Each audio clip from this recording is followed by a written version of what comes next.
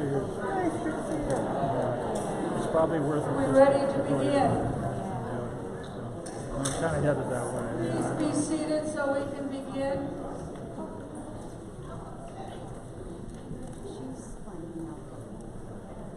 We're going to only use this occasionally, but this means that we're going to start and we'll use it if there are disruptions. Welcome to the town hall regarding the proposed removal of the 5 Sudden Valley Community Association Board of Directors. I'm Ann McCartney, and at the direction of the SCA Board of Directors and the Communication Committee, I will be moderating the town hall today, and you may recognize me as the person who serves as your parliamentarian at the annual general meetings, which I've been doing for the past 20 years. I've been chosen as moderator because your bylaws require that the parliamentarian not be a member of your association. So I am not a member. I do not have any vested interest in this procedure. And I'm going to give you a couple of opening statements and give you an overview of how this will go, and then we'll begin with the actual content.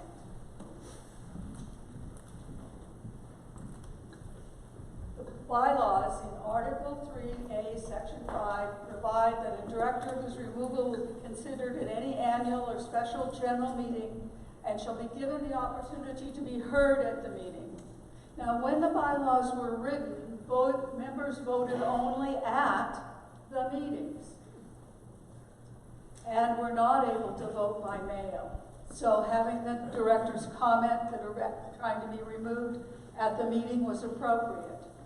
Since voting by mail now means that most association members actually vote before that meeting, the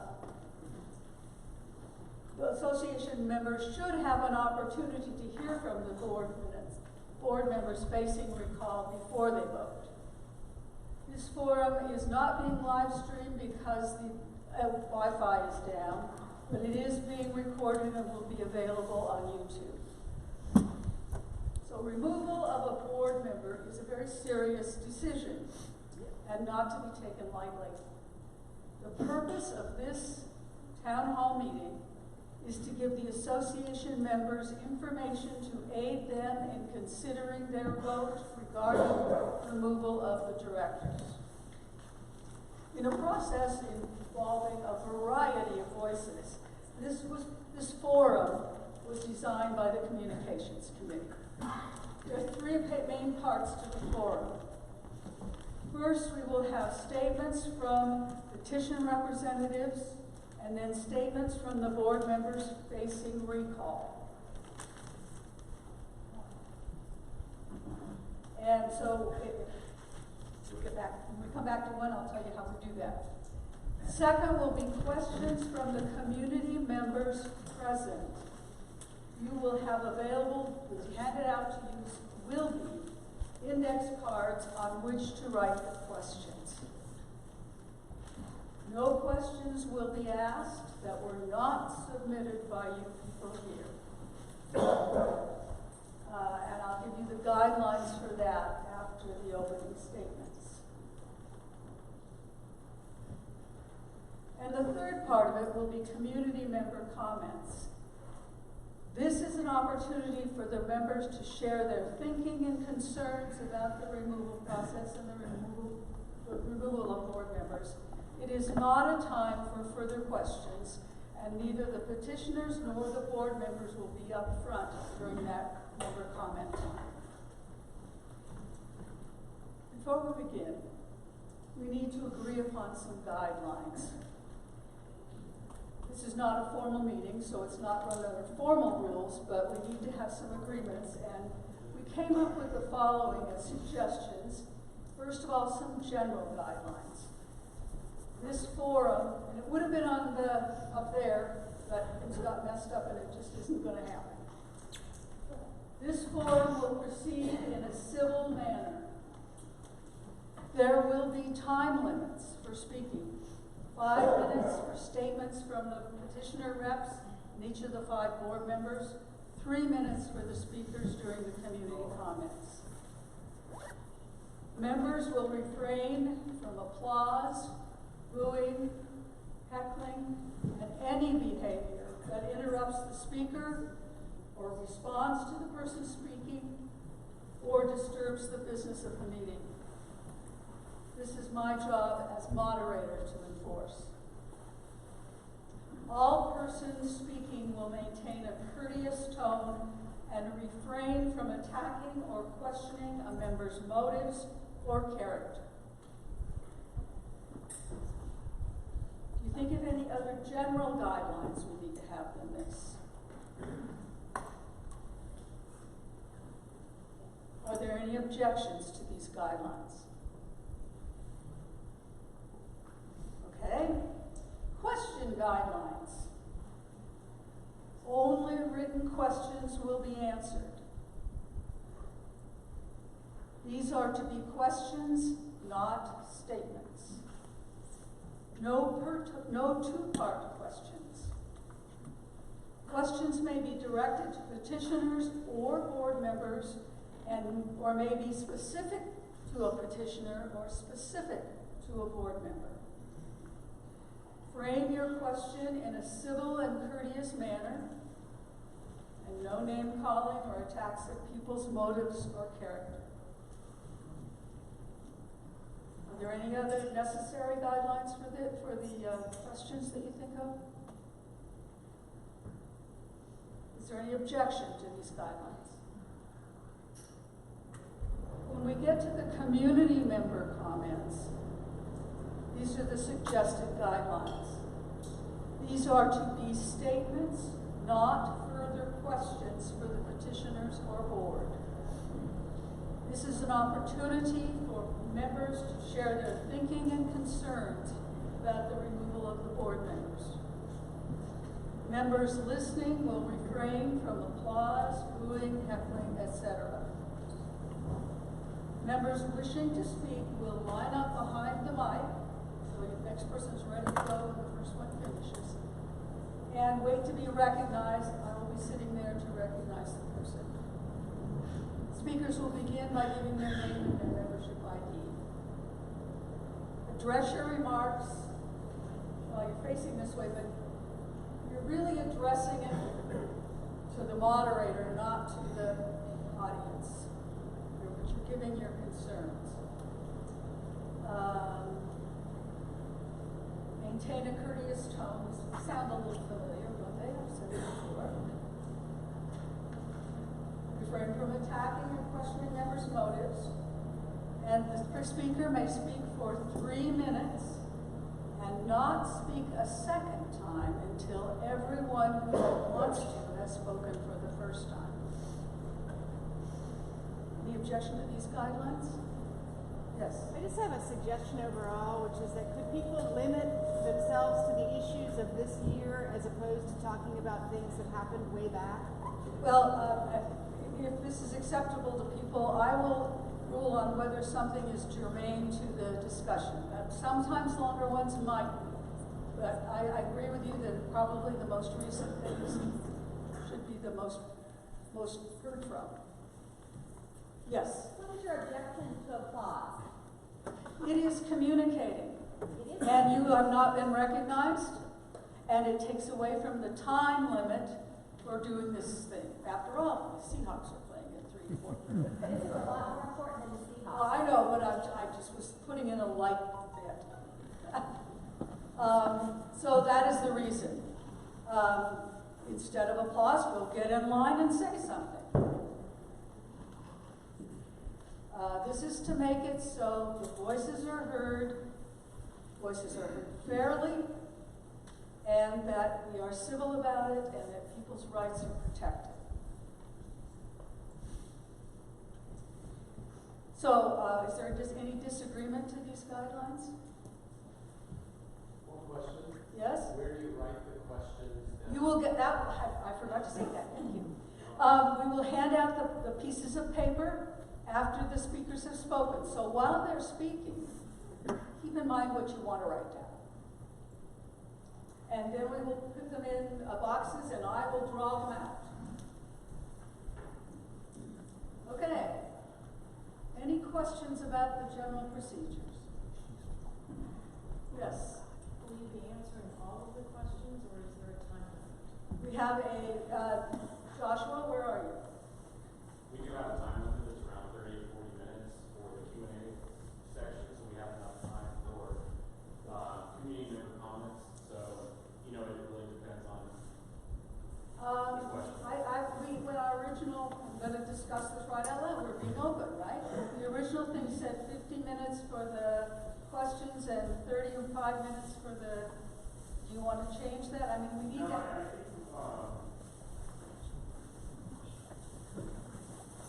think, well, it's 40 minutes, but the 10 minutes allotted is for the questions. Okay, so 40 minutes for the questioning. And if questions are repetitive, which could be possible, because you're not seeing what other people are writing, I will read it and I'll say, does this sound repetitive? Can we go on to another one? Okay? Yes. Do you want us to sign our names to the written comments or not? And these aren't comments, these are questions. Sorry. I don't think that's needed, Thank you. and we won't announce it. Okay? Any other questions? Over here. What happens if people don't follow your guidance? If somebody is interrupting, I will do this, and we will wait until there is quiet. And this will reduce the time that people have to talk. Okay, thank you. Sorry, I wanted to sound really assertive there. There is no excuse for the heckling or the interrupting when people are trying to be heard. This is a meeting to get information. Yes? So with the questions, we should put to the petitioner. Oh, we'll get to that, and we have that figured out. So we'll get to that later. When we get to well, I'll tell you. You can make them to the petitioners, or to the members, or to a specific petitioner, or a specific member. All of them will all be up here. Okay? All right, we're going to move first to the opening statements. And it's now open to statements from petition representatives, and I would invite them to come up here. Great. And take a seat. And I'm going to see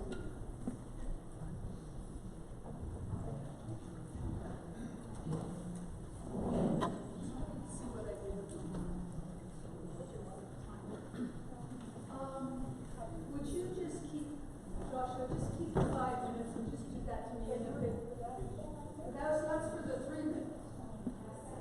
Oh, you said it for 5. Fantastic. Good job.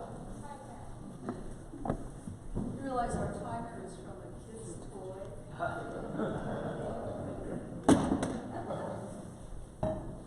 Okay, so what I would like you to do, so remember the guidelines, so refrain from applause, respond to the, and would you introduce yourselves and begin. I'm Sonia Vold. I'm Brian Cope.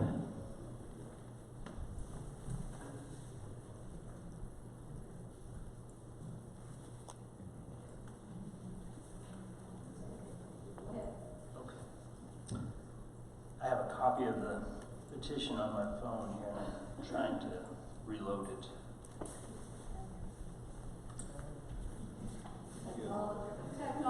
Technology. Thank you.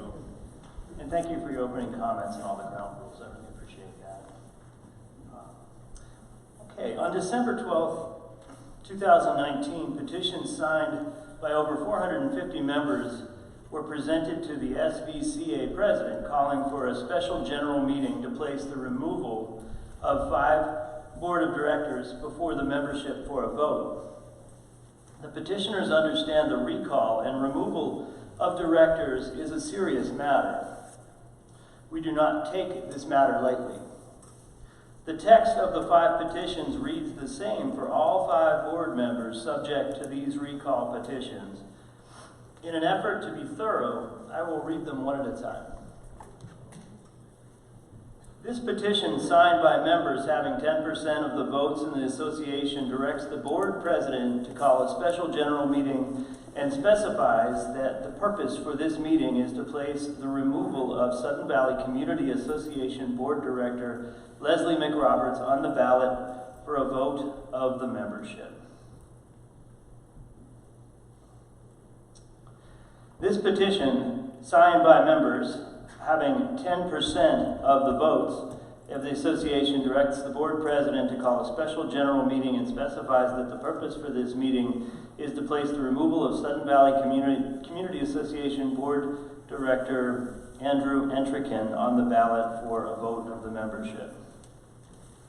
This petition, signed by members having 10% of the votes of the association, directs the board president to call a special general meeting and specifies that the purpose for this meeting is to place the removal of Sudden Valley Community Association Paula Birchler on the ballot for a vote of the membership.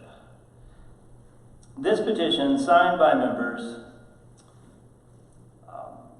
having 10% of the votes in the association, directs the board president to call a special general meeting and specifies that the purpose for this meeting is to place for the removal of the Sudden Valley Community Association Board Director Michael D'Angelo on the ballot for a vote of the membership.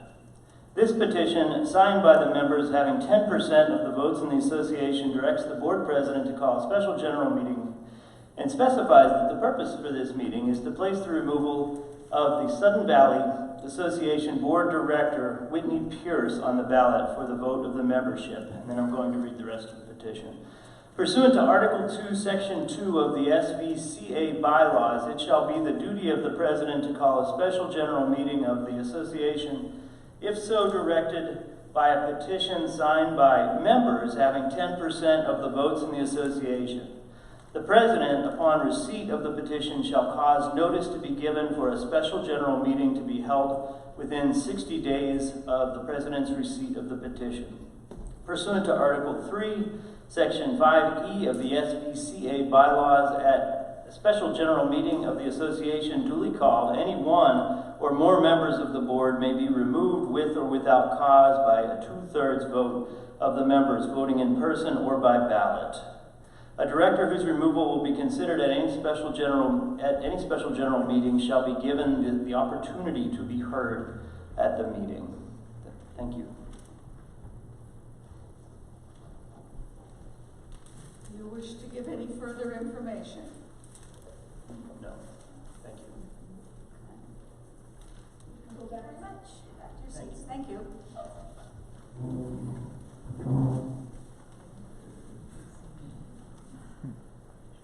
So if the board members who are on the petitions to be removed will come up here, sit down there.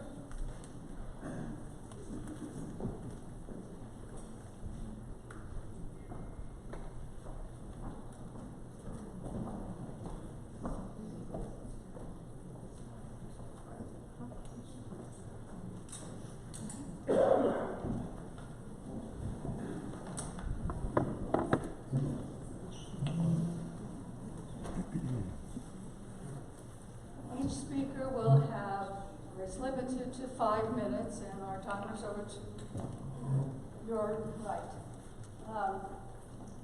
Starting from wherever you want, when you begin, introduce yourself and make your statements.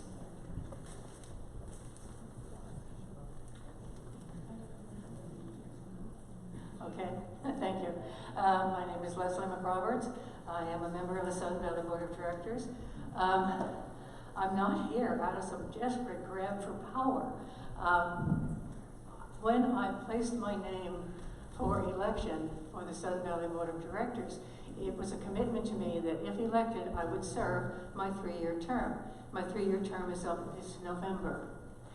I'm going to start out by reading, for those of you who have not read the statements from the views, this is what I did say. According to our bylaws, the board is responsible for the affairs of the association, and annual dues and assessments shall be used for the general purpose of promoting the recreation, health, safety, welfare, common benefit, and enjoyment of the owners. This includes maintenance of the association's real and personal property. This is quoted directly from our bylaws, if you do want to go take a look at that. Because of the past requirement that 60% of members had to approve any dues, payments, increases, decreases, whatever, revenue often wasn't sufficient to properly maintain the association's real and personal properties. The board couldn't be held legally responsible for a lack of maintenance because we weren't given the funds to do the maintenance. With Wakoya, the new changes to the RCWs, the state laws, all of this changed. The job of director became both easier and harder. On the face of it, it became easier because the board could calculate what was needed to properly maintain the assets of the corporation and the community and assess each member equitably. Equitably is the word also that's used in our Articles of Incorporation. It also became very much harder because the board couldn't make up in 1 or 2 years a long-term backlog of maintenance. Now it becomes less likely that the board will be sued for shirking their fiduciary responsibility, but more likely that members will be dissatisfied with the funding decisions. It's against this backdrop that the members petitioned for an SGM in September, where they amended the bylaws to impose caps on the amount that could be increased in any 1 year. Review of the budget timeline for this year shows that this was a 3-month process. It began with the staff input in May, 2 days of presentation to the Finance Committee in June, followed by their recommendation to the board, 2 days of presentations to the board in July, their adjustments for increases to remove hazardous trees and reductions to increase projected revenues and remove any staff increases except those that were mandated by state law. On August 29th, the board voted to approve the budget. At that time, it became the 2020 budget as adopted by the board. And if you go to the website and you pull up the minutes for that meeting on August 29th, you will see that that was the date at which the board adopted the budget. There was a request to prepare a second budget in case the SGM petition passed. I was opposed to preparing a second budget based on something that might happen. As it turned out, the petition to cap the budget increases did pass, but not until September. Now, the case of passing something and taking the time to craft another responsible budget, there wasn't the time to do that. By the time the SGM was done, the budget had already gone to the printers, and we cannot turn that around in a week. It would take at least a month to recraft a budget, to send it to the printer, to bring it back to proof it, and then to send it out. And in order to meet the deadline for our AGM, there wasn't time to do that. On October 10th, the board voted unanimously to make it a policy of the board that the budget will be developed giving priority to mandated increases and will additionally be adjusted using the guidelines defined with the bylaws that became effective on September 21st, 2019. That passed unanimously.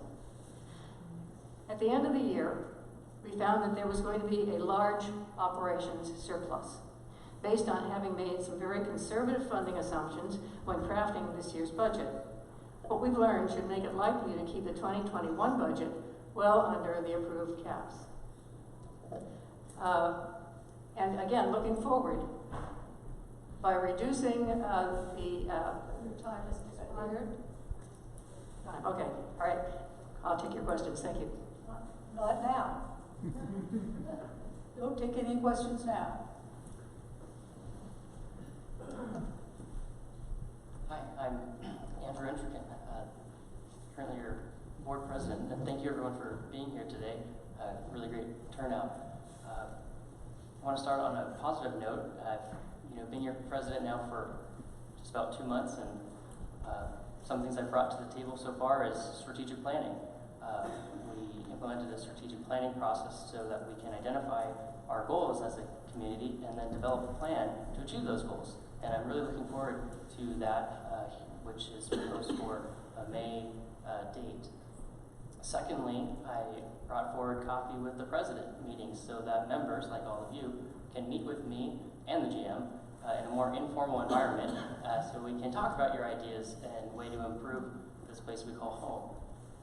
And finally, I introduced the executive committee, or implemented the executive committee so that we can streamline and make our board meetings more efficient, because as some of you may know, they can sometimes get to be about 4 hours long.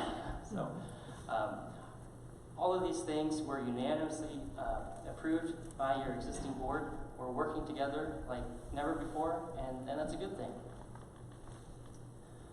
Now to the recall of me as a director. You know, I've received some information in the mail that is misleading about how I've voted as my time as a board member here. And I want to go back to when the petition was presented, the dues limitation petition was presented to the board. The next, following that, I approved the draft budget, and then I also voted to create a second budget to conform to that bylaw in case it were to become a bylaw.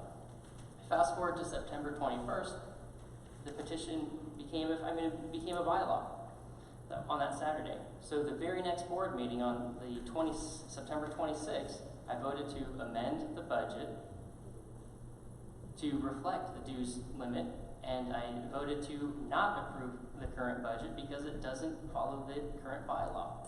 And then at a later meeting, I voted, and many other board members, I think we all did, to compel future boards to limit the dues. So I'm struggling because I have no idea why I'm on this recall when I've been nothing but supportive of the bylaw, I guess is what I'm trying to say. So there you have it. Thank you. Thank you. Next. So I have Whitney's statement. Would you like me to read that? That would be appropriate now.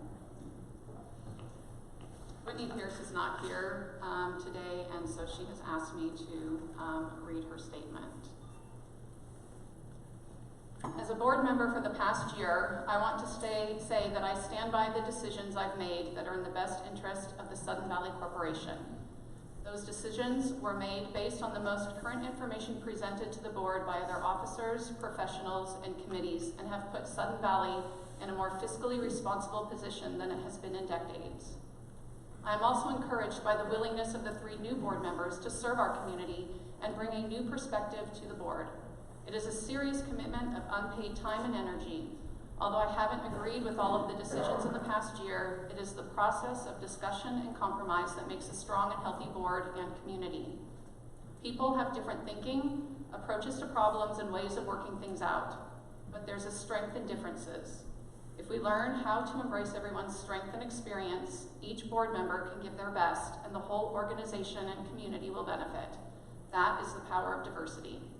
I know that no board will ever please every homeowner, but my hope is that we can continue to move forward as a community. A vote for no recall is a vote to let all of the board members work together and do the job that they were elected to do. Thank you. And that was who was that for? That was for Whitney Pierce. Okay, and then what to do yours? Okay. Give me 1 second.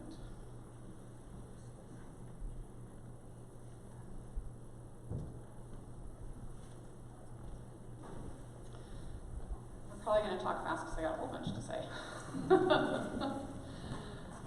We are here today to discuss the recall of 5 directors. While the petition itself did not call out any reason, the introduction by the petition representatives, as well as the discussion that has surrounded it, has said that we are before you because we have ignored the will of the community and refused to follow the SGM bylaw. While I think there's going to be plenty of discussion around that today, I'd like to use my time to bring to light a few things specifically that drew my particular votes. I'm not going to ask you to blindly believe me. I would encourage you to watch the August 29th and September 26th YouTube videos. Watch these in their entirety because there's significant conversation around both of these. So to give some reference, in early August, we were asked to vote for a second budget. While that did not pass for a variety of reasons, I did vote for that. On August 29th, we came together to adopt the budget, to vote on that. I voted for it in large part for a very specific reason, and I don't want you to take my word for that on why that reason was. I want you to hear what that was, because this largely drove my decision. And what I want to say is this statement was made the night that we voted for the budget. Also, Carol did put together a spreadsheet that she sent out to the board about what dues would look like if they maximized the 7% and the 15%. And I want to thank her for doing that, because I think it shows how extremely generous and reasonable this petition is.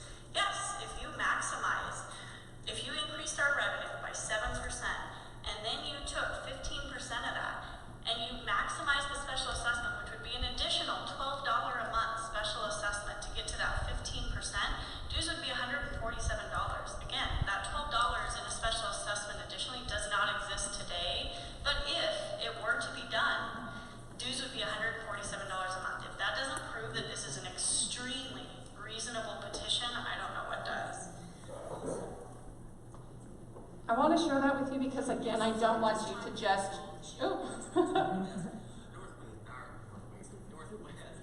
I don't want you to just trust me. I bring that before you because that played into my decision to vote for the budget that night. I was ecstatic that a budget that was already developed by the board came into the parameters of the bylaw if the bylaw was implemented in its entirety. The only way that it didn't is if we only took Part A of it and didn't consider Part B. I thought that was going to be a great place for us to move forward and come together as a community under that understanding. It turned out that that wasn't the case. 3 weeks later, on September 21st, we had the SGM, and it went into effect, effective that day. Everything moving forward, any budgets developed after that should have fallen under that. And yet the board was considering how to put a bylaw that was not even in place until September 21st. How could we honor the community's wishes on that? We were still considering that, although it was not yet a bylaw. Then on September 26th, there was a motion presented to cut the dues to $135, which would be just the 7%. I presented an amendment to that motion, and I'd encourage you to go back. That is at 21 minutes and 23 seconds in. I introduced a motion that said, hey, we're not looking at the bylaw. If we're going to retroactively apply this bylaw, let's look at the bylaw as a whole. And the petition representative rejected that idea because it was outside of $135. Other people also rejected it because it would have caused us to have had to reprint budget materials, which would have put us at about another up to $10,000 to reprint those. But I want to be very clear. At that night, when an amendment was given to amend the motion to actually follow the bylaw as approved by this community, that was rejected. If this is the first time that you are hearing that, I urge you to go back and look at some of the facts that aren't out there. There are Cliff Notes versions on social media about what we've done, and I urge you to go back. You may still not agree with that. You may not agree with that. But I would urge you to go back and make the decision based on those facts. Please look at those, and at the end of the day, all I can say is that the only person in this room that could possibly be the expert on my intentions and what I felt and why I moved forward the way that I did is me. No other version of why I've done anything out there could possibly tell you what my intention was and who I listened to and how I did that. I hope these give you a little bit of an idea of how some of these decisions for me personally were made. I believe they were compelling for other board members as well, but please go back and look at the information and decide for yourselves outside of the Cliff Notes versions on social media what the intent and how we tried to listen to this community before we made our votes. Thank you. Good afternoon, I'm Mike D'Angelo. I am one of the unfortunate 5. I'm a little sad that I'm up here, to tell you the truth.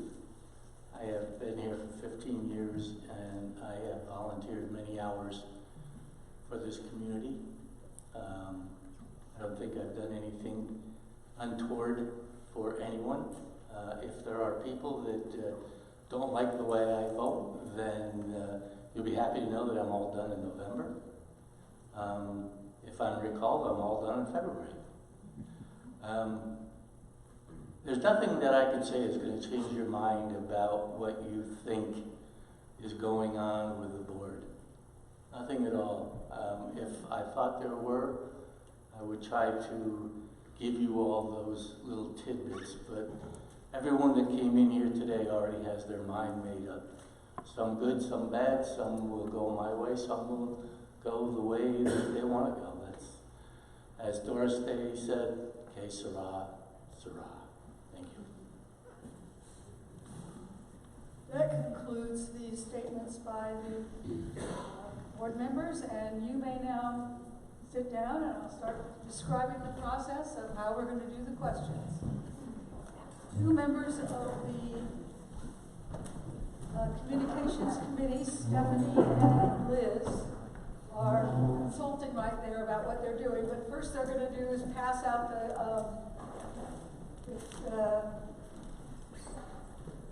question forms, the index cards. And we only have about 6 pens that they'll be able to share with you. So if you have a pen or pencil and can use that to write your question, please use it yourself and share it with people around you. The question form asks you to check, first of all, whether the question is directed to the petitioners or to the board members. And you may, if you wish, but you do not have to, identify the specific petitioner rep or board member that you would like to address or to answer the question. And so if you would pass out the forms, and they're going to come down the end of each aisle and give a bunch to you, and you're going to pass them on around the room. Remember, questions, not statements. No two-part questions. Frame your question in a civil and courteous manner, and no name-calling or attacking of people's motives or character. After you've filled out your question, Stephanie and Liz will move among you. We will move among you and pick up the questions in the boxes. And Stephanie, you will be picking up the questions for the petitioners, right? Oh no, you're for the board members. And Liz will be picking them up for the petitioners. And they will say that when they can bring their boxes around. And what I would like to suggest we do is take what Robert's Rules of Order calls standing at ease rather than a real total recess. And that means if you need to move around a little bit, you can. But try to stay close to your place and talk quietly so we'll get back together as soon as this process is taken care of. Any questions?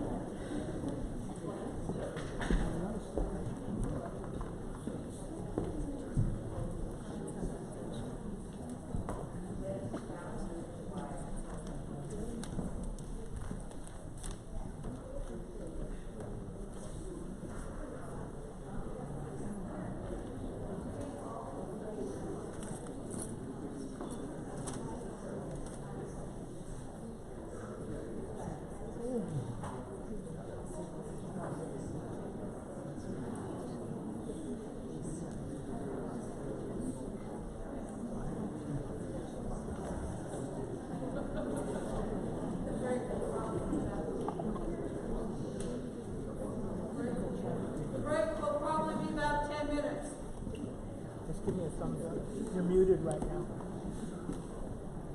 You're muted right now. Just give me a thumbs up and go live. Yeah, all of them, all the mics right now. So you don't get as much rumble stuff.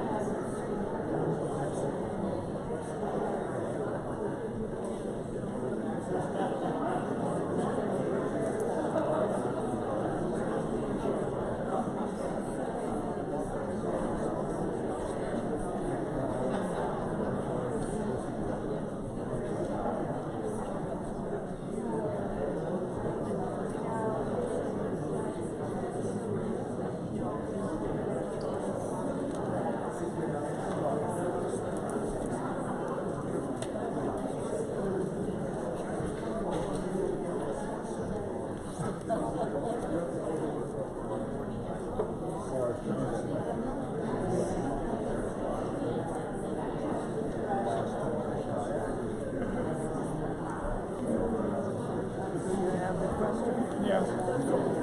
For what little value it has. Huh? For what little value it has. The petitioners and slash three existing and new board members. He's not going to elicit a response. See if they ask it. Did you went into town? Yeah. Yeah, and then it was, when I came back, it was just kind of drizzling. Yeah. And I didn't look out again, and then I called Diana and said, I'll pick you up, and then I get out there and it's pouring. No, well, it was raining hard. Yeah. No, I got up and I looked at it and I said, thought, I probably wouldn't have gone if I hadn't just told Diana I was going to pick her up. But, it's good to have the support here. Yeah. It's a good turnout. Well, it's, what time does the game start? 3:40. Whatever, kind of a weird Probably time missed back. the kickoff. Did you see the first part of the Kansas City game? No, I heard the score on the radio when I was driving over here. It was 21-0. First quarter. First quarter. They 2 turnovers by Kansas City and a big long pass. Well, this is a big test for them. Can they come back? No. I mean, they had time. They had 3 quarters Yeah, to do it. it's a question. So, But the Ravens lost. Well, yeah, I watched that. I couldn't believe that. Yeah, that was. Yeah, that guy running for the other team was unreal, like a locomotive. But yeah, it was an interesting game. I didn't see any of the games yesterday. Yeah, I watched part of it. I only once or twice, and they were already behind. On at the end, but I figured they couldn't finish it. Well, it looks like a reasonable turnout. I was looking to see where he must be hiding back there, where the sheriff is. I haven't seen him. Where? Oh, I can't see him. He's blocked out. Yeah. Well, that's good. I mean, that's good that they have him. Makes sense. Well, hello. It might be, actually.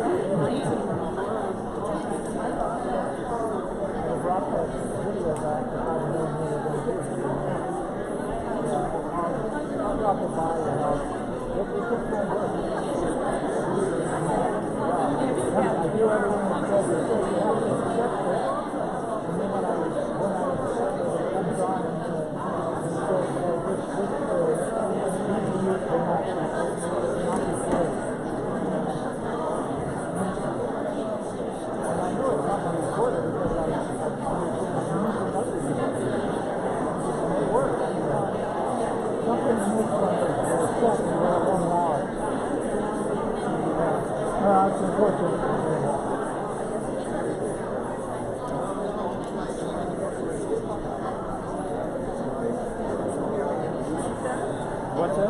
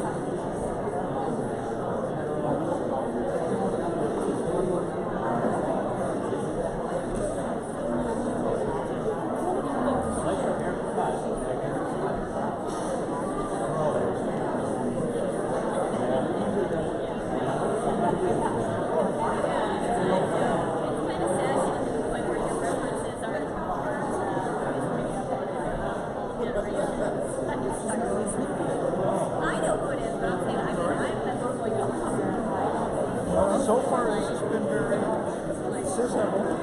Well, she's not going to let me bullshit. No, well, sheriff's attack. Well, yeah. Saw his car out there. Always interference.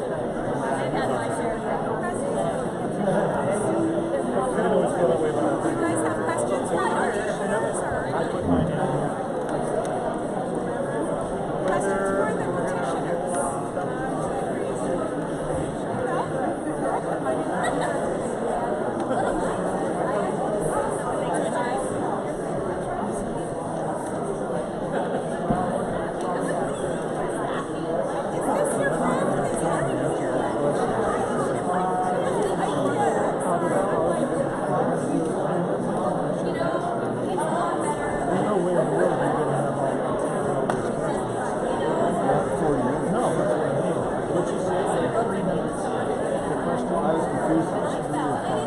Five was the board.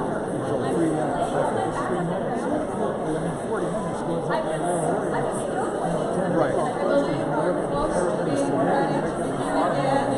So how do they say that? Questions turned in.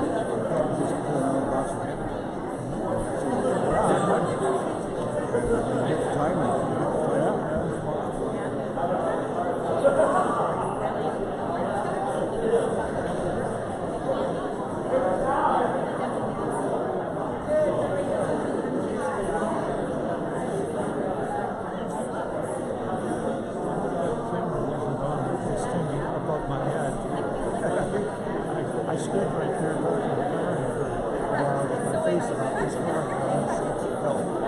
Oh, security? Oh, this? Well, she said this wasn't Is there anyone who has thoughts turned in with questions? Well, we probably got really your nose here. I'm going to call going, going, gone. If I don't see anybody signaling to turn a question in. Okay, it looks like the questions are ready, and are we ready to begin?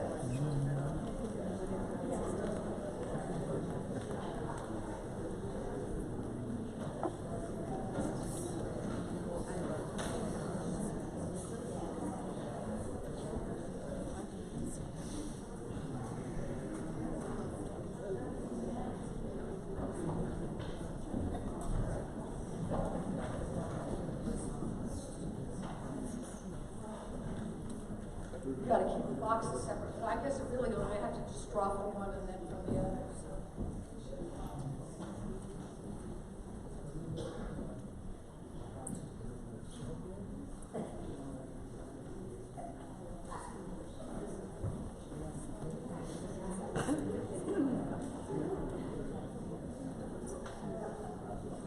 So, I think we're somewhat organized. And we're literally going to draw from one box and then the other. And in one box is one question that goes to both. And in the other box is one question that goes both to the petitioner and the directors. And so it's going to be chance what we get to. And Joshua, are you around? What is our time limit for? 3 minutes. No. It's now 2 o'clock. 40 minutes?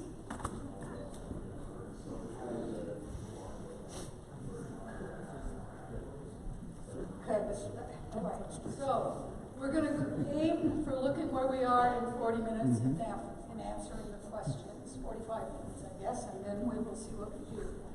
We will be somewhat flexible as needed, even though it didn't sound like it when I read the directions. So, the questions are going to be drawn alternately from the petitioner box and the board box, and I will read the question. If the question is a repeat of a question previously drawn, it probably will not be answered again. And board members or petition representatives will have 3 minutes to answer the questions, but there'll be no follow-up questions. So we'll try to get through as many of the questions as possible, because it looks like you all were pretty prolific in your writing questions. And so would the petitioners and the board members please come to the front?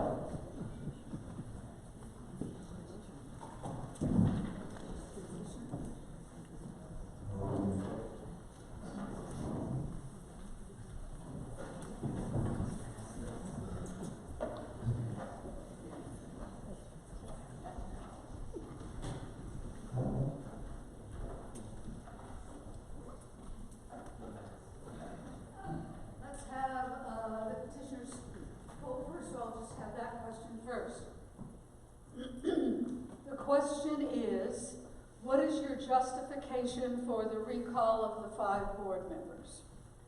And we have 3 minutes. Well, first of all, this is a recall for, it's without cause. So the justification, the number of justification is probably as varied as the 450 people who signed the petitions. Like I said, it's a without cause, so we could all each individually list our reasoning, but the petition themselves are 100% without cause.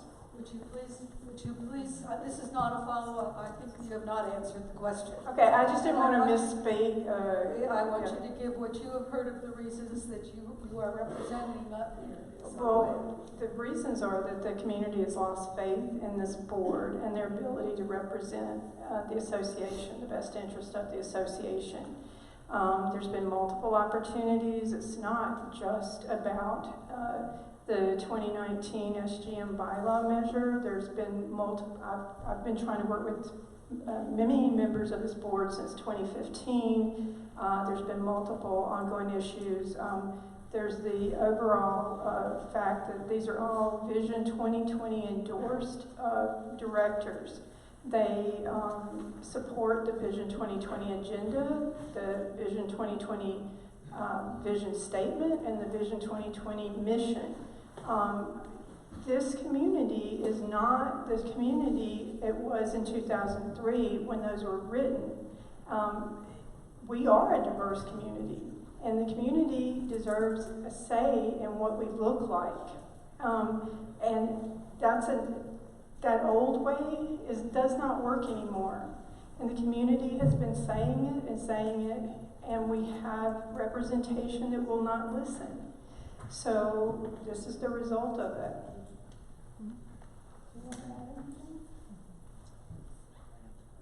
I would say that, and this is coming from me, and I think it's echoed by a lot of folks in the community, that the community's trust has been eroded by a systemic and ongoing pattern of behavior in which all 5 board members have been largely silent to community concerns or particularly active in working against the majority of the community. And these concerns are over rising dues, over Wakiowa, and other matters, while voting in lockstep with other 2020 board members on major initiatives. In light of this mistrust, waiting until next election would only deepen the divide and cause further damage. We feel that we need to unify, and that unification has to happen with this SGM. Thank you.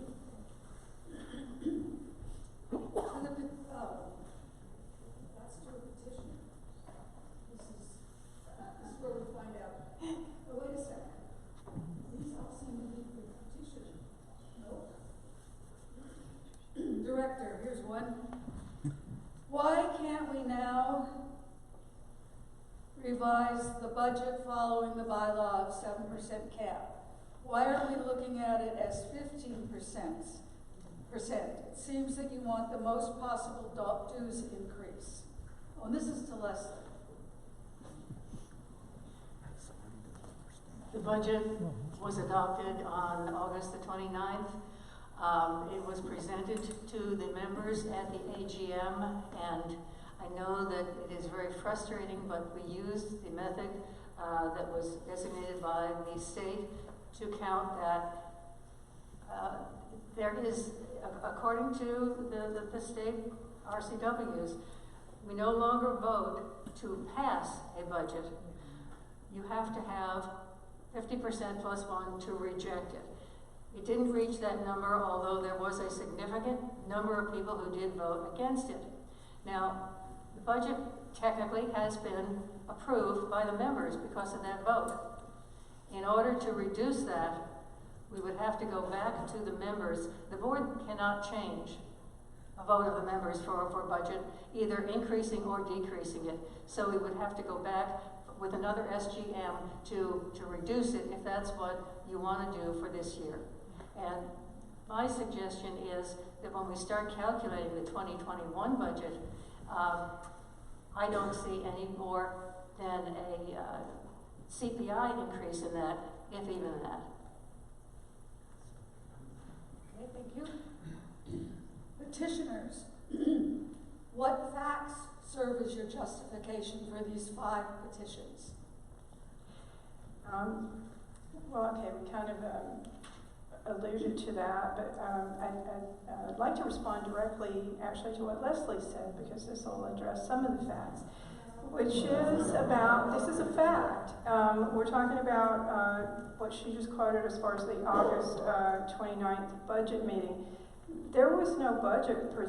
The board voted on a sheet of paper that had the assessment level. The actual budget was not completed or posted until October 10th. So that's actually not true. But that budget vote was for the assessment level and what it would be in the ballot packet for the AGM.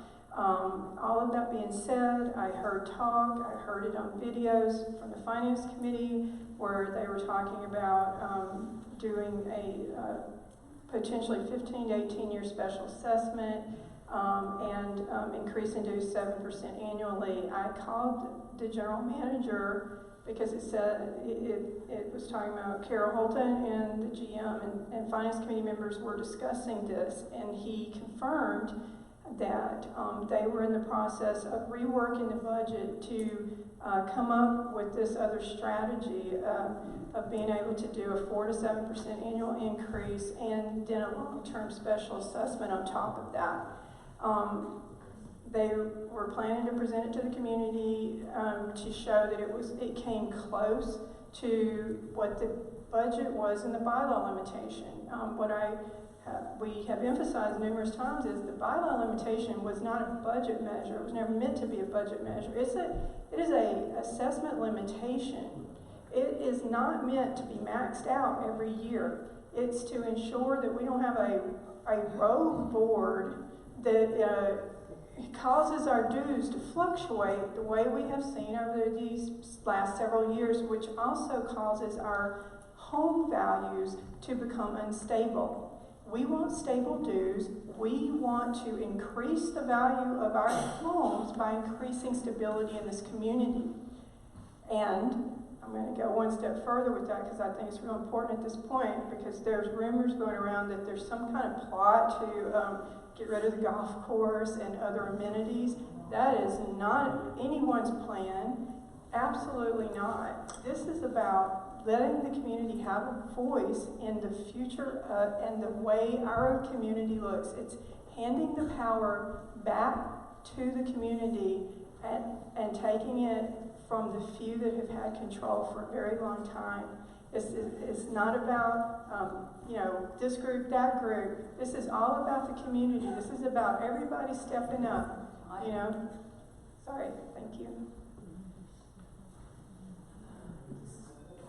This is going to be fun. Okay, was a little confusing. Directors, you were all funded by the SU 2020 group. Do you have your affiliation with that long-standing group? Do you think your affiliation with that long-standing group has played a part in this recall? That's directed to anybody who wants to answer it. You can fill the 3 minutes with those want to talk. Obviously I don't know the answer to that. I didn't send out the petition, nor am I a signator to that petition, so I have no idea what the people that signed that were thinking or saying. Excuse me, does everybody know what the SU 2020 is? Vision 2020. It's a the Sudden Valley Vision? Yeah. Okay. Now, does that help? What is it? What is this is not the time for the moment. What is the 2020 vision? Leslie can answer that one. Okay. Go ahead. My understanding of Vision 2020, and yes, they did pay for my my signs when I ran.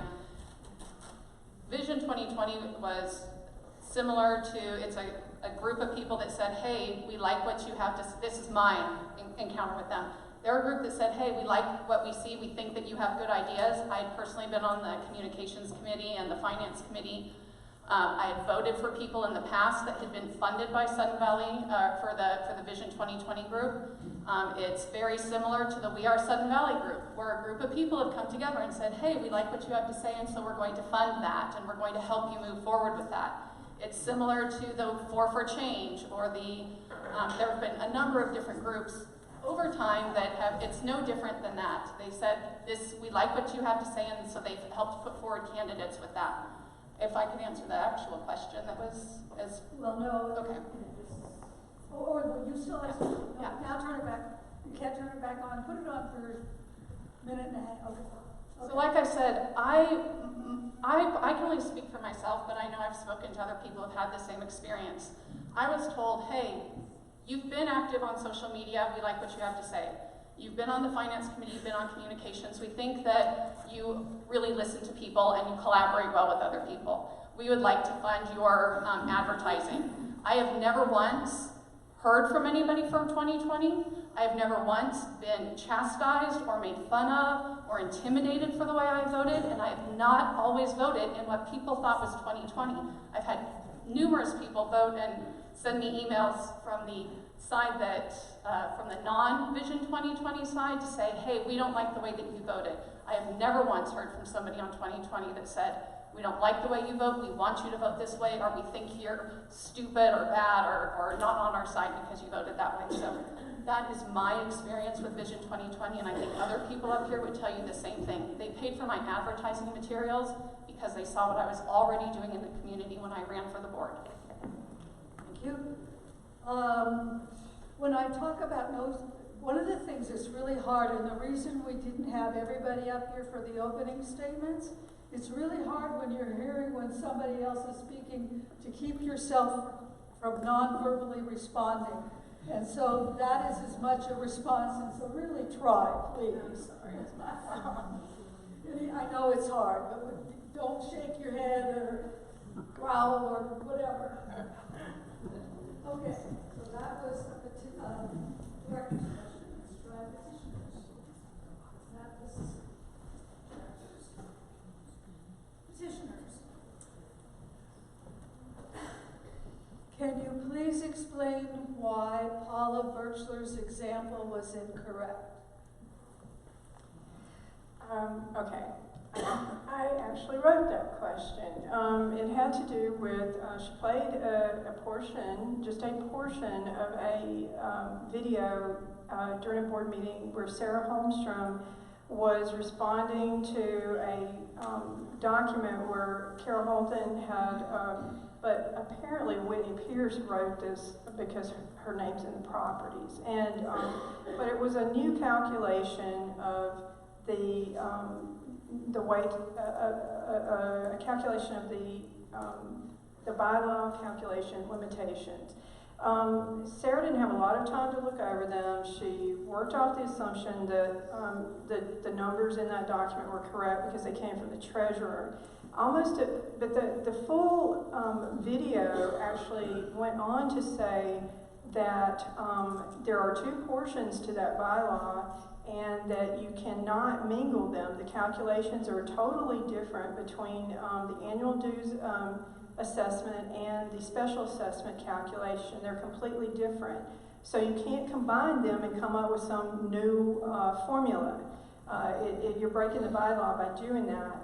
The other thing is that after the meeting, Sarah realized that it had included non-dues revenue in that calculation, and that's the incorrect way of calculating it. And she has been on social media, she has written it to the board, and she has said it repeatedly in board meetings that was incorrect and that you cannot add non-dues revenue in there. You add almost $1 million, $1.1 million to that calculation, and you come up with a false answer. She wrote that calculation. she's the one that is telling you that it's not correct. You can't tell the person that wrote that equation that it's not correct. That being said, the other aspect is that when the petition was passed around the community, the explanation with those calculations were also shown to community members. And then once we presented the petition, that's also what was given to the Sun Valley attorney, who also signed off on the language of the bylaw and that explanation. Where there has become a problem is because you are refusing because there was an issue about Leslie altering the explanation. The executive committee voted to keep the explanation and the president's letter out of the ballot packet. By doing that, some people are trying to say, well, the petition didn't say annual assessed, what is it? Would you wind up, please? Yes, sorry. Anyway, it's like one word that's different, but the thing is the explanation and the calculations go along with that, and they're being excluded. So, Thank you. okay.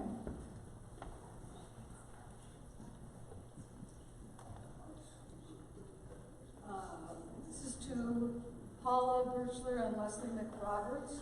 Why is the special assessment being used to explain that the current dues increase is less than it would have been under the bylaw when there is no special assessment? Since it's the two of us, I'd like to start by saying that as far as I am concerned, the budget was passed and adopted by the board members on August the 29th, and the bylaw did not come into effect until September 21st. And so to me, it's a non-issue. I think Paula has a different point of view, and if she'd like to answer that, go right ahead. No, we're not doing that at this point. Only one Well, person. Paula, We're both in, yes. Actually, we don't have a different view on that. I actually think that's entirely correct. It didn't even apply to that, but we tried to make it apply and look at how do those come together. And when you look at the special assessment, there were two portions to the bylaw, and if you're going to retroactive the bylaw and act as if we're going to apply a 7%, which there wasn't a 7% limitation, then you had to look at the bylaw as a whole. The bylaw as a whole allowed for a 15% special assessment based on gross revenues of the association. And if we pretended that the bylaw was in place the whole time, of course we would have looked at that when we had so much in capital, and you would present a special assessment along with your budget. That's the way you do it. Your special assessments are approved the exact same way that your budgets are. They have to go through that exact same process. So it doesn't make sense to do your budget and then a special assessment when you're going to have to pay for another vote exactly the same way. So you would have put both of those together, and I believe if we had the full bylaw in place, which is what we were asked to look at it as if it was going to be retroactive. It wasn't. Part of it was look at the bylaw as retroactive, and had we done that, we would have considered a special assessment as part of that.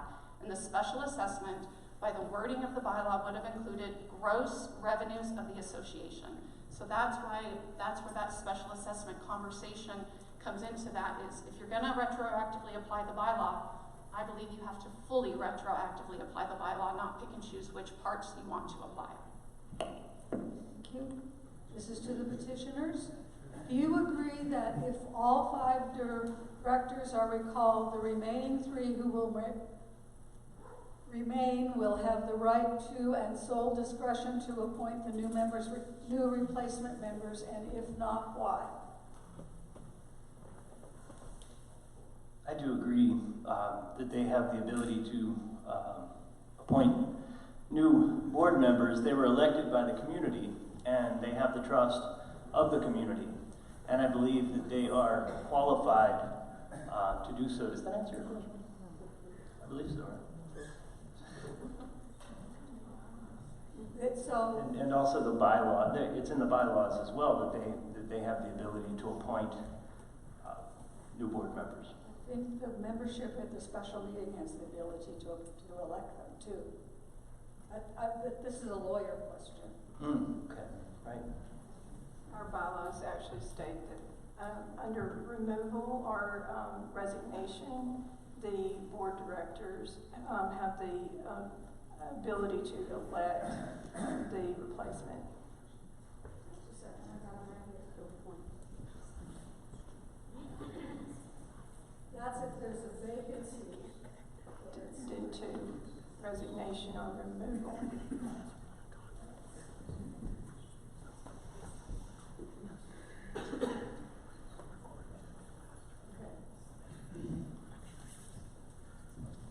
Yeah, it does say, well, I don't know if you want me to read it or not. It says that the nominations and election committee submits, no, wait a sec. It's a very complicated question that has to do with quorum. We do not have a quorum if all 5 are removed. And the state law says, and I'm speaking as a parliamentarian who has read this, and I am not an attorney, that the state law says when you have less than a quorum, that the 3 remaining members can elect enough board members to get a quorum, and then they can do the other election of the board members. May I respond to that? Our articles actually reference You know that state law is over your bylaws. I do, and I know what state law says regarding this because it only talks about a majority. It only when it talks about a quorum, it only speaks to a majority. This is a question for your attorney, and if this happens and somebody ought to do that, I think for all of us to be discussing this is not appropriate. We are not experts. And I think that this ought to be directed to your attorney, and so you could do that on your own if you want to. The board could do it, but we could do it on your own to your own attorney. To find out what they think, and if you ask several attorneys, you'll get several different opinions. So I didn't realize I was answering a legal question. I was just basically speaking to the board's ability to bring in 5 new people, and I think they're infinitely qualified to do that because they represent the majority of this community. So you were saying qualified, but they may not have the right to. We don't know. That's a legal question. We said in unison. No, we did. That was such synchronicity. Okay. To the directors. According to the vision and propaganda, how am I to believe you want to work together after spending time on long-range planning with Larry Brown in charge, wasting my time for 4 months without a clue of the upcoming 2017 SGM after it failed? You walked past me stating you worked on it for 2 years. We didn't have a clue. That's to Leslie. I'm not even sure where to start on that. I will start by trying to address working together. And I believe we did that last year. Working together doesn't mean do it my way. It means listening to the other people's ideas and taking from them what you think is valuable and giving them what you believe is your opinion. And I can only give you one example of when that happened. It happened when Director Holmstrom brought to us some changes that she wanted to make to the budget. This was recorded. You could go back, and it was at one of the presentation meetings from the board was listening to presentations from the staff. She came forward with about 8 or 10 different suggestions on changes that she wanted to make to the budget, and we took a couple of them, but we didn't take all of them. We listened, and the different board members, I think, voted differently on these, but the ones that we did adopt were increasing the amount of the advertising income, and if you can increase your statement of where you believe your revenue comes from, that means less money that the members have to pay. So we increased the advertising income, and we decreased the payroll to the amount that we agreed not to give a raise to any of our employees, except what was mandated by the state law. We have to do that. Minimum wages are increasing, but we agreed to save quite a bit of money by not rewarding our employees at all. And so, because we didn't take all of the suggestions doesn't mean we weren't working together. It meant that each of us looked at the different suggestions from everybody, and when we voted on it, we voted on the ones that we agreed with. We're going to take whatever answer people give and then we'll go on to the next question. Unless it doesn't, who knows? Sometimes we have a problem here, we're not pre-screening the questions. And so sometimes what people hear and what is said may get confused and we're just going to go with it. Is that acceptable? Yes. Let's see, we're going now to petitioners. If these directors are being recalled for no reason, can you give us your rationale for doing so? Have you answered that? Okay, so.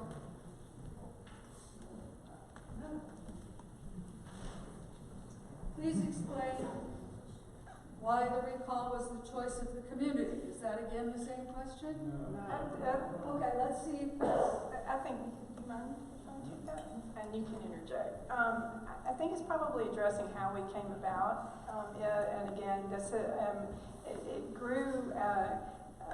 We are not like the Vision 2020. All we are, Sun Valley, is just it's a way to have community identity. That's all that is.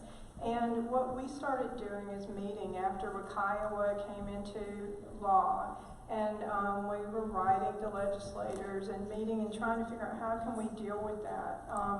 Then our assessments were increased within, 6 months after Kiowa came into effect. Our board, including Andrew, voted to increase our dues 47%. We continued our monthly or every other month meetings. People were pretty outraged at that point and wanted to do something. A petition based on some measures that had been, some limitation measures that had been presented earlier started going around. We had a group together to discuss that. We took a vote because that petition had some holes in it, and everybody wanted to move forward with it. That went really well because what happened was there was owner buy-in. Everybody wanted that, and they were willing to do the work to make it happen. We continued meeting, and then after that very successful SGM and also the very successful AGM, we met to discuss our path forward. What do we do as a community? How do we support these new board directors? How do we create the community that we want? What are our goals? In that meeting, that's when everybody started talking about recall, which is when we say, this is a very serious matter. And if this is what you want, this is not something for us to do for you. You need to be part of the solution. You have to be part of the foundation to support this because it has the potential to do nothing but create chaos. If you want to remove directors, you have to have something to replace them with, and they need community support, and we have to work together to create this community that we want, this better community. And everybody voted, over 70 people voted to do that. Then Eric Trower resigned. We readdressed it to see, again, is that commitment still there, or did that change based on the fact that one of those board directors that was up, that we were planning to recall had stepped down? Again, over 70 people voted to move forward and were willing to do the work to stand out in 20-degree weather and rain and collect those petitions over a week and a half. 5 different petitions, over 450 signatures on each one of them. Okay. Just a reminder, if all of you could keep your eyes on that, it blinks faster when it's really close to the red. And they have to make noise, or I don't know. At least it's kind of obnoxious, unobnoxious. Sorry.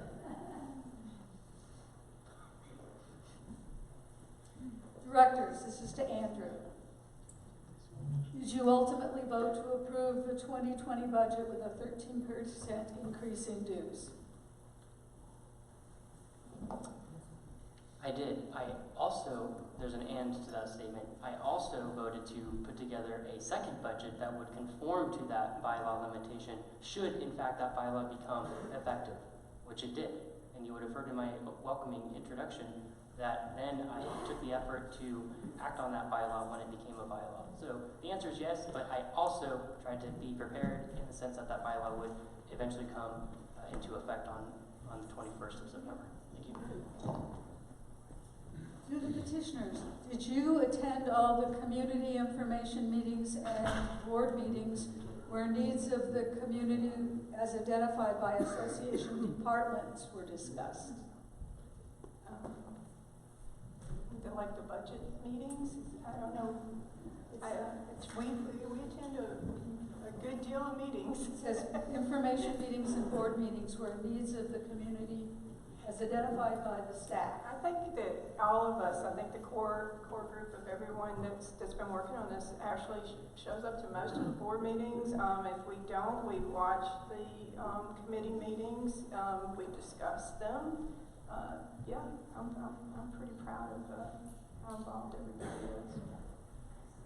I agree. Okay. Directors, do you think the new state law is beneficial to this HOA? Yes.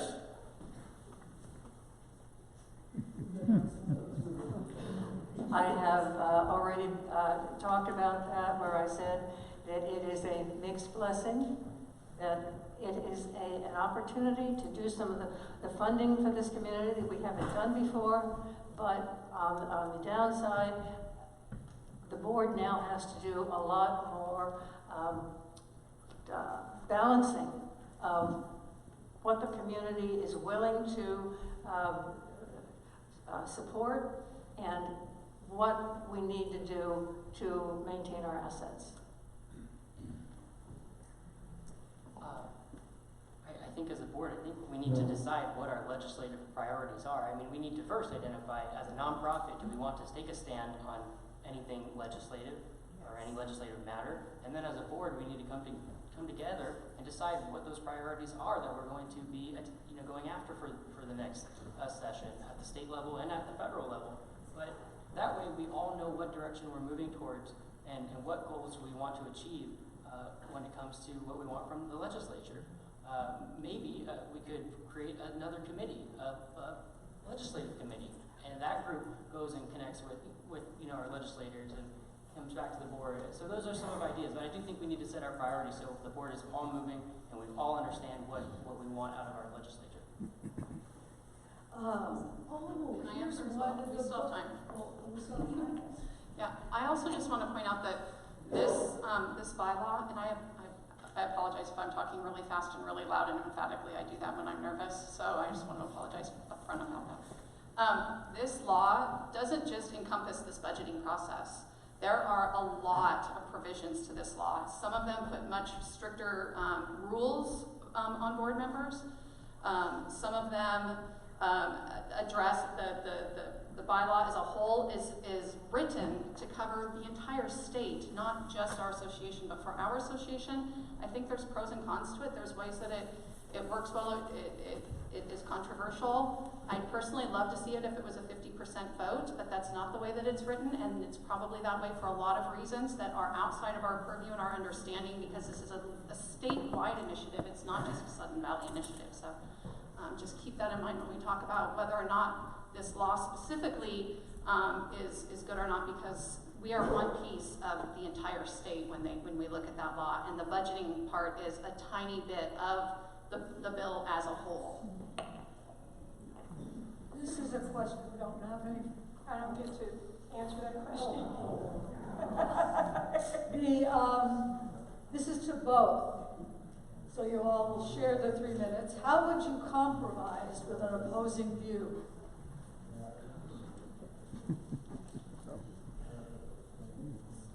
So anybody that wants to start? If I could just jump in. how would you compromise with the opposing view? Sitting here at this table, petitioners are saying it's their view that we should be recalled. And it's our view that we should not be. So I don't think we can compromise on that. We can sit down, and as I said, we already have compromised as far as crafting a budget and making other decisions. When each different opinion has been expressed at a board meeting, then the board members will look at it and decide what is best for this community. And that's the way that you collaborate. I like to use the word collaborate rather than compromise. Compromise kind of implies that you're giving something up. You're not giving something up. You define a common goal and you collaborate to get there.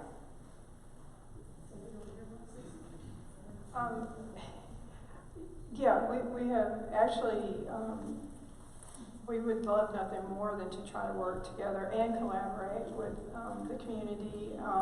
But as Leslie said, I think we have attempted multiple times to work with these particular board members. And it goes back to even speaking with collaboration. I hope that all of you will take the time, go to wearesuddenvalley.com. It does have timelines on there. It'll tell you exactly how the votes have been taken. But you'll see that we have been treated differently than other community members and petitioners. There is no compromise, even though I'm hearing that we're not compromising. The fact remains that we're consistently not heard. It's this way or no way, this way or no way.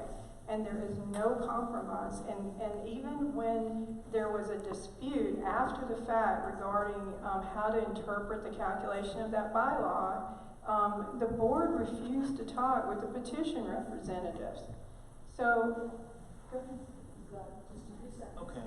I was struck going to the meetings and being at the original meetings after Will Kiowa was passed down. I was struck by the lack of gratitude or recognition for the increasing amount of dues that we were paying. A lot of people were very much burdened by the increase of dues from $85 to $120 something, and now it's up to $145, which has doubled since the beginning when we purchased our home. That's a significant amount. There was no gratitude whatsoever. There was no, hey community, we just took in a record number of funds this year.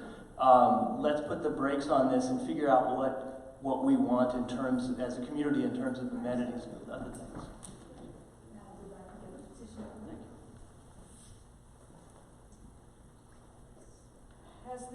Has there been any discussion that if the recall for the 5 board members is successful and 5 new members replace them, that the present general manager will be terminated? We don't have the ability to terminate we're just community members. If the recall for the 5 board is successful and 5 new members replace them, so that they would be able to do it, has there been any discussion? No, there has not, and I actually know what that's about. It had to do with a conversation where somebody said something about a property management company, and it was an offhand remark in another meeting where we were talking about having a property management company in place, and again, it was a throwaway line. There would need to be a committee and to do research and to determine all of that, and none of that actually said anything about the GM. There's a difference between having a property management company and having the GM, if that answers the question. But yeah, there's no plans. We can't speak for the board. Don't put fluttering out there. This is to the directors. I heard several of you speak to your individual votes in the past. What do you believe your role is if your vote as a board member is different than the majority?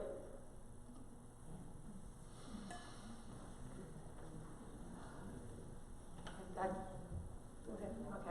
I think this speaks to something that we were told by our attorney during board orientation, that as an individual board member, my opinion I cannot speak for the board itself. The board votes, and if they have a majority, 5-4, 9-0, whatever the board votes is the position that the board will take, and that is the opinion of going forward. And as an individual board member, I can't change that, even if I disagree with the vote that was taken. As a board member, a few days before the board meets, we are given the agenda in the packet with all the necessary information.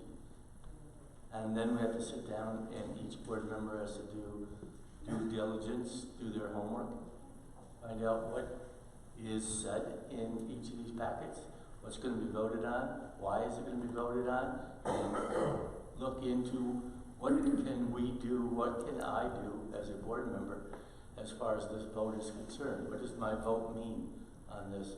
It's not a willy-nilly thing. It's, I would say that the majority of board members probably puts in 10 to 15 hours of homework each week before a board meets. And so you have to decide, how am I going to vote?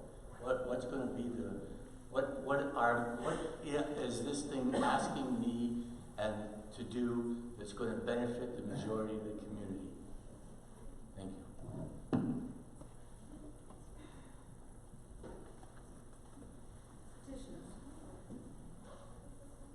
This is about replacing the board members again. So I think we will skip that. That's all right with everyone? Did you know?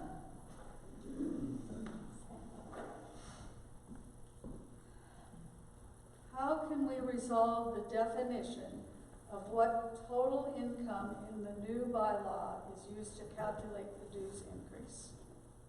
Well, you simply work off of the explanation that went with the petition, the one that it's actually on the website. It's the one that was sent out in the e-blast prior to the SGM vote. Like I said, we still keep it posted on the wearesuddenvalley.com site.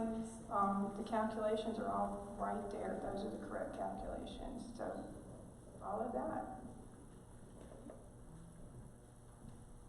Directors, knowing now of a windfall of savings, can budget be amended to limit dues to 7%, $135 versus the 13%, $144 for 2020, and any funds remaining from the windfall carryover to 2021? Why must we wait until 2021?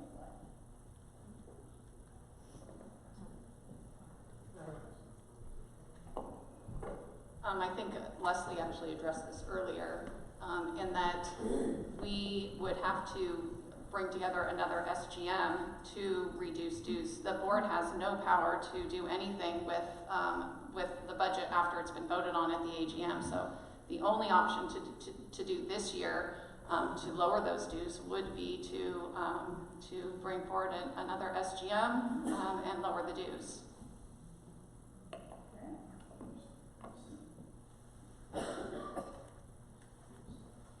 Same question about replacing the board. I was going to read it to you. It's the same question because we're trying to be really transparent. If the 5 current directors are removed, are there replacements appointed by the 3 members who were just elected? So we've already addressed that. But it's both a legal question and an opinion question.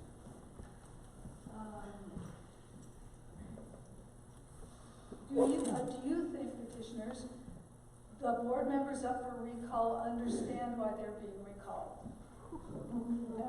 No, it's obvious that they don't understand why they're being recalled. And what we are witnessing is, I think the community is a little amazed that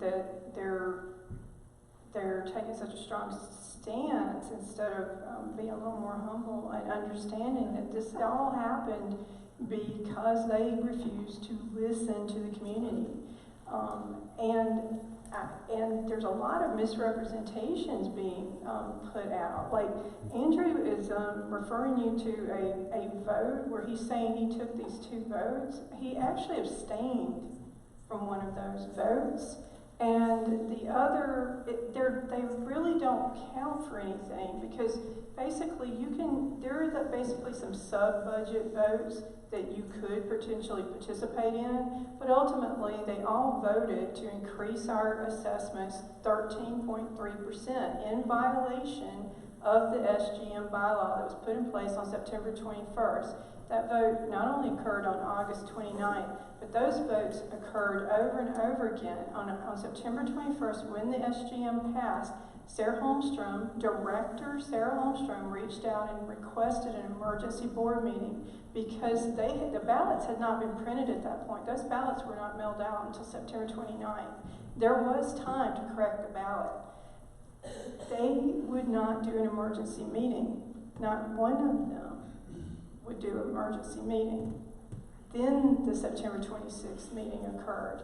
It doesn't matter if he abstained or if they all voted. The fact remains that they still continued to vote to put the 13.3% increase onto that ballot and ignored the will of the community.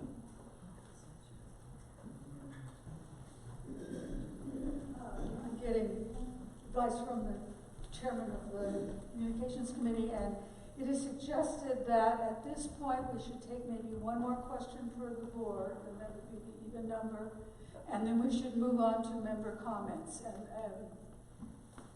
how many people would be in agreement of that?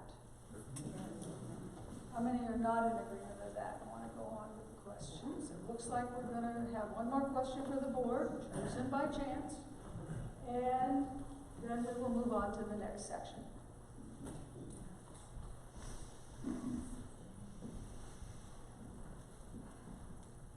Leslie, what was your part in the WAOCHA?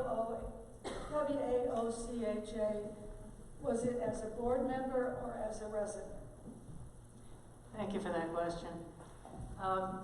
Let me just make a pre-statement in that several of the questions to the petitioners have been about replacing board members if we are recalled, and it shows to me that there is a concern in the community about what is going to happen next.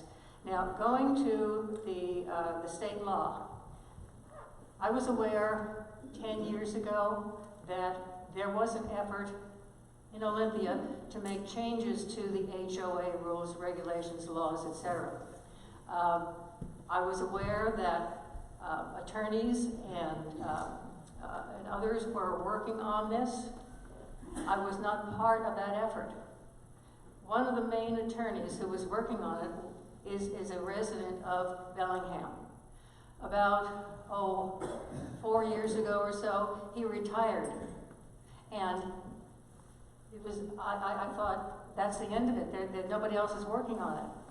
And then when it was announced that this new rule and regulation, WCOYA, as it's being called, was passed, I was surprised. I am not a member of CAI, which is a community association group. I have never been to any of their meetings. I am not a lobbyist for them.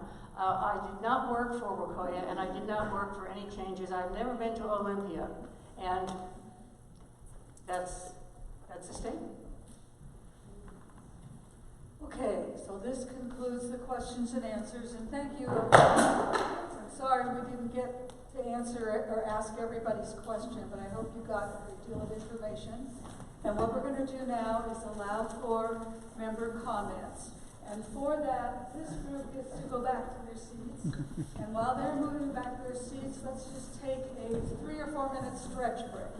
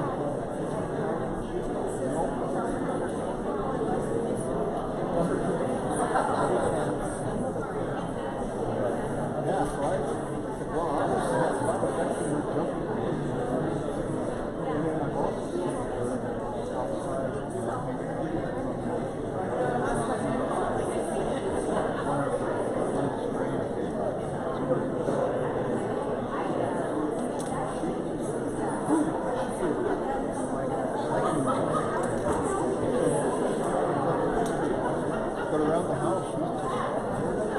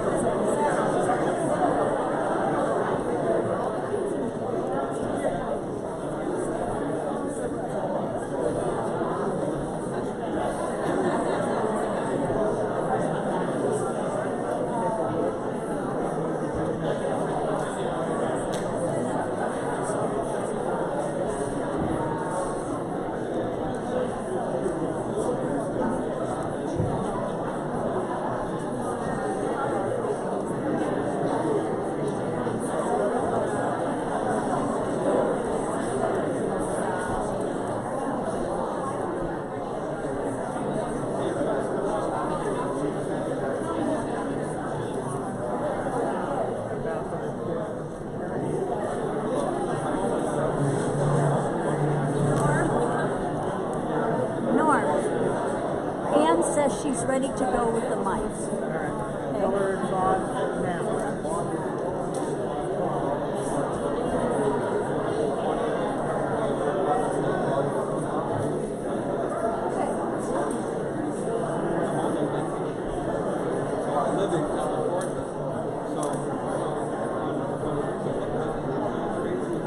Okay, we gather back together, please. We're going to begin the member comments. The line is already forming. And I need one mic live at the table.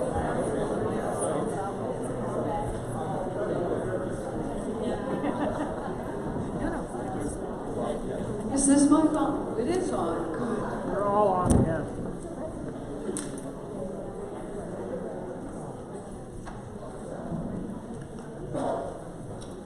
We're juggling around again. This is the final part of the forum. It's for the members of the audience to share their thinking and concerns about the removal of the board members. It's not for further questions of the petitioners or the board members. And remember our guidelines. Members listening, and you've done very well, by the way, will refrain from applause, booing, heckling, or any other disturbances. Thank you so much for your participation or non-participation. Members wishing to speak will line up. We've got a long line. Begin by stating your name and your membership identification, whether address or lot. Address your remarks basically to the moderator and maintain a courteous tone and refrain from attacking or questioning a member's motives. And you may speak for no longer than 3 minutes, and we've got that right over there for you to look at, and I will call time when that goes up.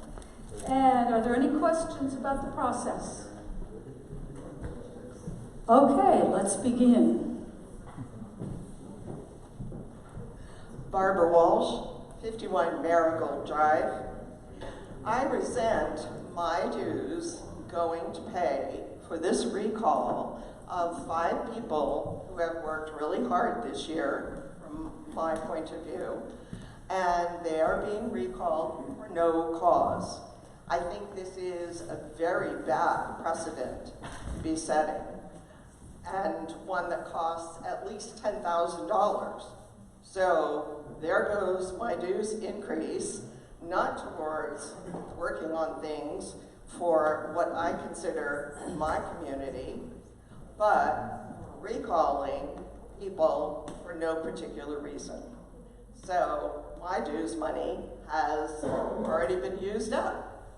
Thank you. And 52 Louise View Drive. The members being Could you be a little, can't hear you. a little closer. The members being recalled have demonstrated in their statements that they think this recall is about a single issue, the bylaw measure, which passed on September 21st. What they fail to recognize is that the community should not have been put into a position to petition for reasonable limits to begin with. They still don't grasp this, and this is why we're here. It's a lack of trust. Thank you.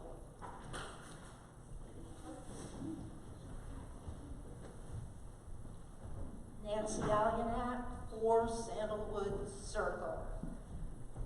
The reason we're here, or one of the reasons we're here, is because of Waikoa.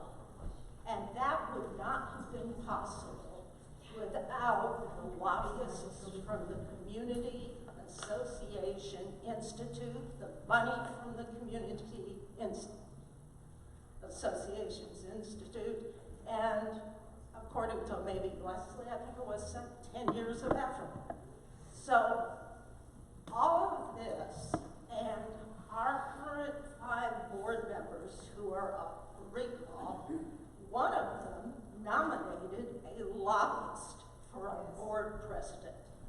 Eric Trower is listed on the Washington State Legislative Action Committee as a chapter delegate member.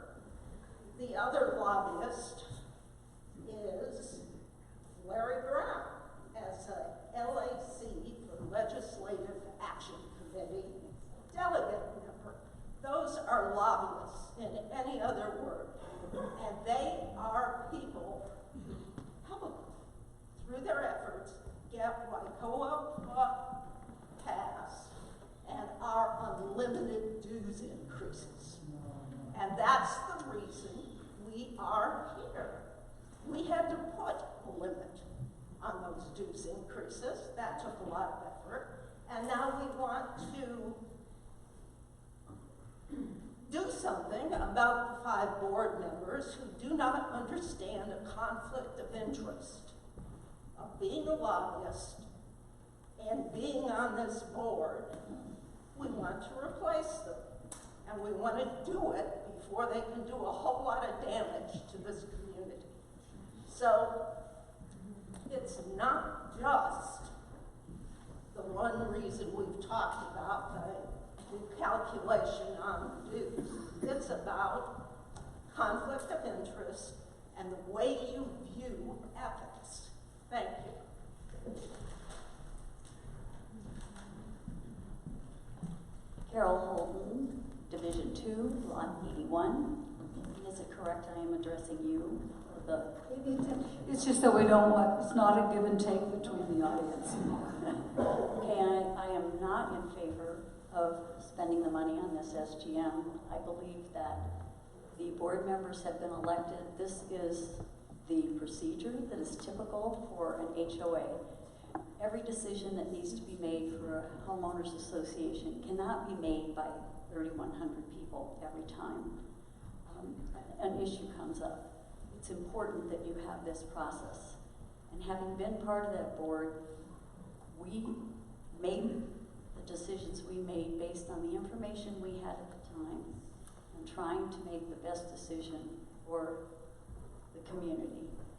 And many of you have characterized some of us as being against that. And I have to say, you have a right to your opinion, but you really don't know. And you can't make that as an opinion, that as a statement of fact. We have done our best. We put many hours in, and I applaud all of you who sat up here and made your comments about your commitment to this association. The only other thing I would say is there's been a lot of discussion about the bylaw. If if you read the bylaw, you cannot be referred to other explanations elsewhere other than what's in the bylaw itself.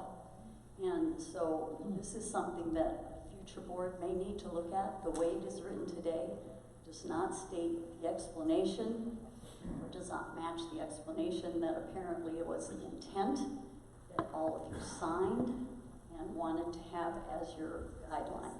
But the board did vote unanimously on October 10 to use that bylaw, the guidelines of that bylaw for all future budget proposals. So just know that the board is there ready to do that for you. Chris Weitzel, 24 Summit Place. Not sure where to begin. I have a tendency to get a little emotional here. I can be loud. I tend to be a little emotional about situations like this because this has been my home for 43 years, and you are all my neighbors. Okay, you're not my good neighbors, bad neighbors, for or against neighbors. You're all my neighbors. This is our community. I am still concerned that we are still putting up our signs outside of Sudden Valley in the Geneva area, even though a homeowner next to those signs made it very clear that he would prefer to not have that on the other side of his fence. But we're still doing it, and both sides are still doing it. I think both sides have done things that I would say were not the best through this entire process. Personally, I was invited to be in 2020. I said no. I said I can't take that type of a position in this community that I've grown up in. To begin with, I don't believe with everything that 2020 stood for, or their thing. I just didn't. I didn't vote for the $12 million increase that they wanted for the new stuff. I thought that we needed to take care of our other things before we started building new things that we didn't have money to maintain. I'm unbelievably upset that we live in America and we have a democratic society and something like WICOA can pass. How in the hell can something be democratic when you don't have a yes vote and you need 50% of everybody in the United States plus one to vote to have it pass or not fail?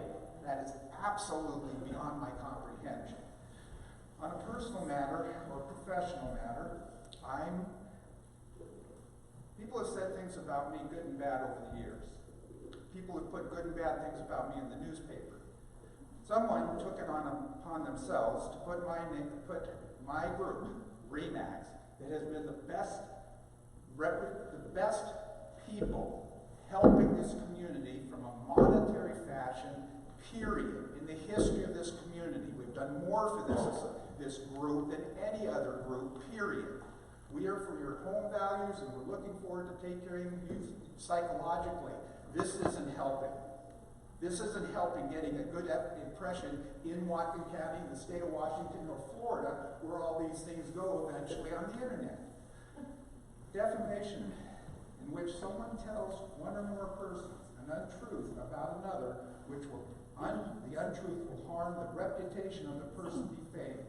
Slander is a civil wrong, tort, and can be a basis of lawsuit. A bunch of signs went missing. They got found in the Iron Beach Mall, and I've been named as one of the people that put them there. You better. Your time is up. You can believe I'll take it to the next level. Thank you. Vision 36, Mark 5. I do not support the recall. I would like to have the opportunity to vote for my board members. I do not want them appointed by 3 brand new people who have not even been exposed to all of the things necessary that it takes to run this association.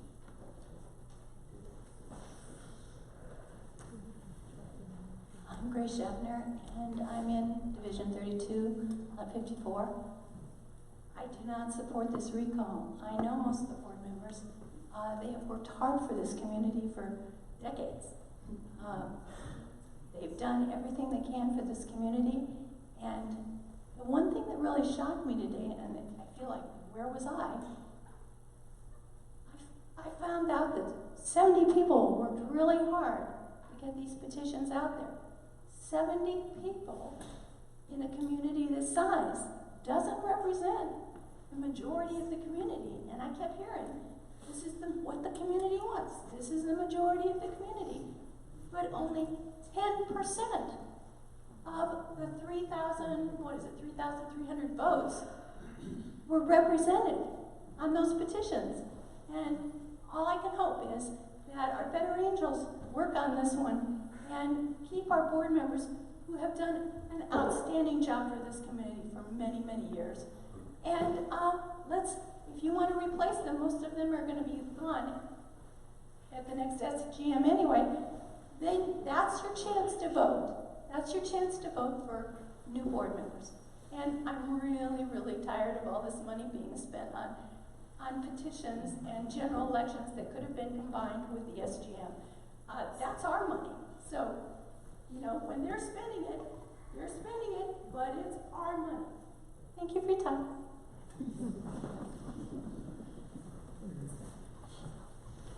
Dave Scott, 39-8. I wanted to try and set things a little bit in perspective on dues. So much of what we're doing today, it has to do with dues and increasing dues. And looking back at some information that was developed by the administrative staff back in about mid-2017, it gave an indication year by year from 1970 to 2017 of the dues increases and what took place. So just briefly, to give an idea of the dues increases, it started out obviously very low at about $6.75 a month back in 1970.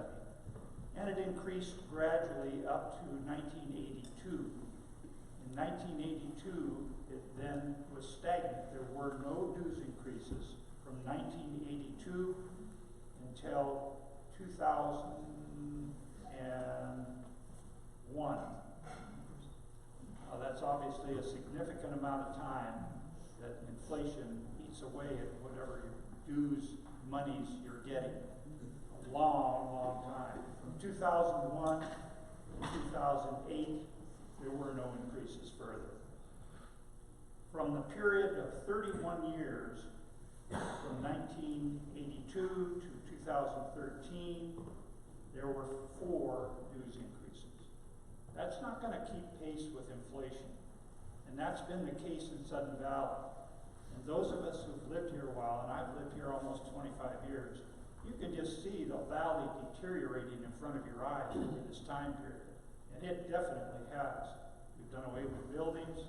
We've done away with certain aspects that we all enjoy.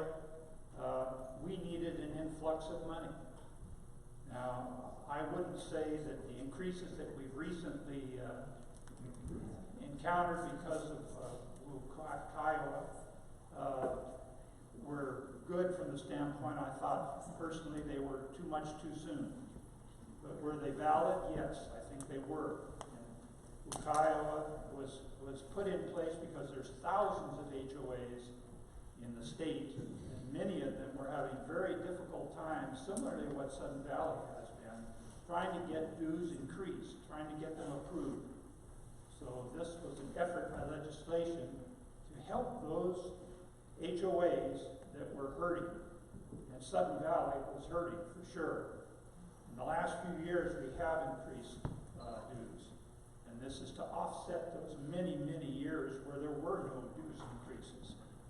And hopefully, we can work together now that we have what I consider to be a reasonable level of dues to keep them at that level or slightly, maybe on CPI index aspects, increased to offset that, so that we can move forward in the valley and keep it a really enjoyable and beautiful place to live. Time's up. Thank you. Good afternoon. Rob Gibbs, Division 14, Lot 30. I am not in favor of this recall. I want to say that I respect every one of the board members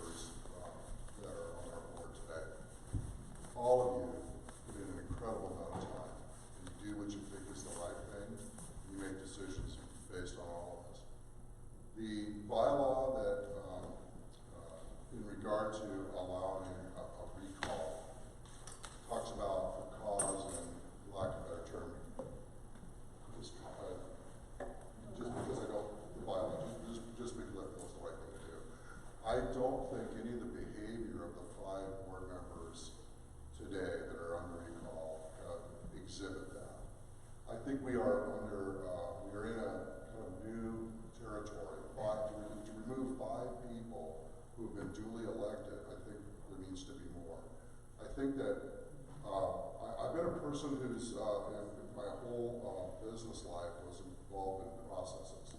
And when you look at the timeline of which the budget was being produced and when there was the actual election, that's the problem there. That tough constraint to do. Yes, maybe there could have been some other things, and I think some of the people who've spoken today said, well, maybe. But I don't think those are behaviors where we should take a drastic step of removing 5 people who were duly elected. And then the people that I have spoken to and I do respect, I want them to say these are applications, these people will replace them. Yes, we have a bylaw that also says if somebody decides to step down, they move away, for whatever reason, that's there for maybe one person. This 5 is a huge step. To me, it's a step too far. I know my time's coming up, but I want to say quickly, I had a nice drive out to Oak Harbor yesterday with a fellow neighbor who, he and I don't necessarily agree. We had a civil conversation about some of the things going on in our community. We both love it here. And we had a great conversation. A couple people here today that I've frankly battled with a little bit on social media, met you face to face, shook your hand. And had a nice conversation. I, for one, am so tired of this battle royale that we're having that we're hurting ourselves.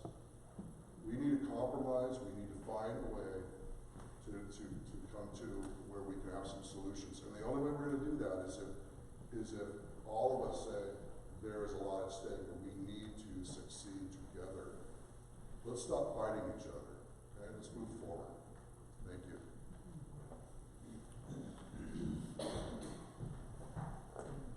Hi, I am Summer Cronk, 8 Marina Drive. So the comments that I came up here to make, I'm just going to read because it'll probably serve me better. How can board members understand why they're being recalled if petitioners sit in front of us and state that there is no reason? If this issue is not just about the dues, then why is it that the prime message I see we are Sudden Valley using to appeal to the community? Why is that the prime message? People are rightfully concerned about their personal finances. This SGM could and perhaps should be to revise the dues, not to remove 5 board members. That, I believe, would be a move that many would support. Words spoken by the petitioners. How do we create the community that we want? First of all, let's recognize that no one person can speak on the entire behalf of this community. So how does We Are Sudden Valley create the community that they want? By creating this punitive SGM to remove those whom they do not agree with and allow their endorsed board members to create a majority. This is based on the assumption that the remaining board members will be able to appoint enough directors to create quorum, and after that, they can appoint to fill all remaining vacancies. This is not an attempt to build community. While well run, I believe that if this were to be a fair and truly informative quorum today, dedicated to helping those who are undecided to make their decision on how to vote, the 3 remaining board members should have been given an opportunity to address what they will do if the 5 members are recalled. If you feel that they should not address that, then it would stand to reason that you would also believe that the 2019 board should not have considered a budget based on the potential outcome until the SGM came to pass. Yes, our dues have nearly doubled in 2 years, and doubling in 2 years, which should have happened gradually and incrementally over the history of the community. You could look at it as happening in 2 years, you could look at it as happening in 40 years. There were a lot of opinions shared. There were topics of home values. Personally, I feel that I may be more of an expert in that arena than the people that spoke to it. I would be happy to speak to any of you if you have concerns as to how this affects your home values. I can say for sure that we have had buyers who have opted not to purchase in this community, not because of the dues, not because of potentials of dues, but because of the discord that they see so publicly and proudly displayed outside of this community. And it's a shame.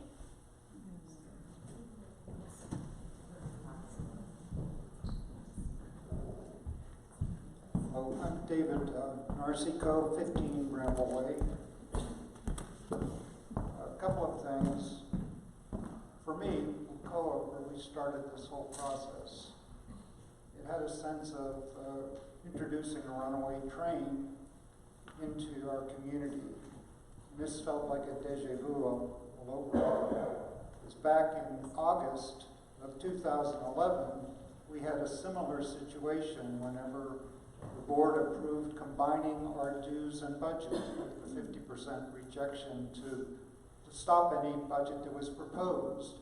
We ended up with a lawsuit that took a couple of years after the Four for Change rescinded that move back then. And it took us, again, a couple of years before we finally got back to the point when the community could assure themselves we would continue that vote. And then everything sort of went by the boards.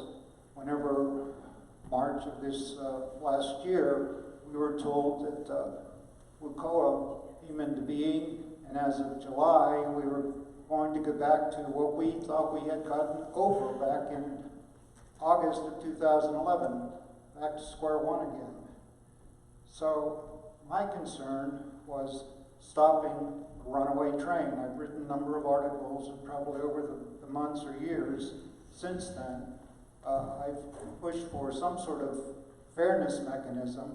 My measure back in 2013 on the AGM was to have variable dues based upon assessed values, so there at least be some sort of fairness in the system. We also, at that AGM, had a 7% limit proposed as well. That didn't pass, and neither did the variable dues.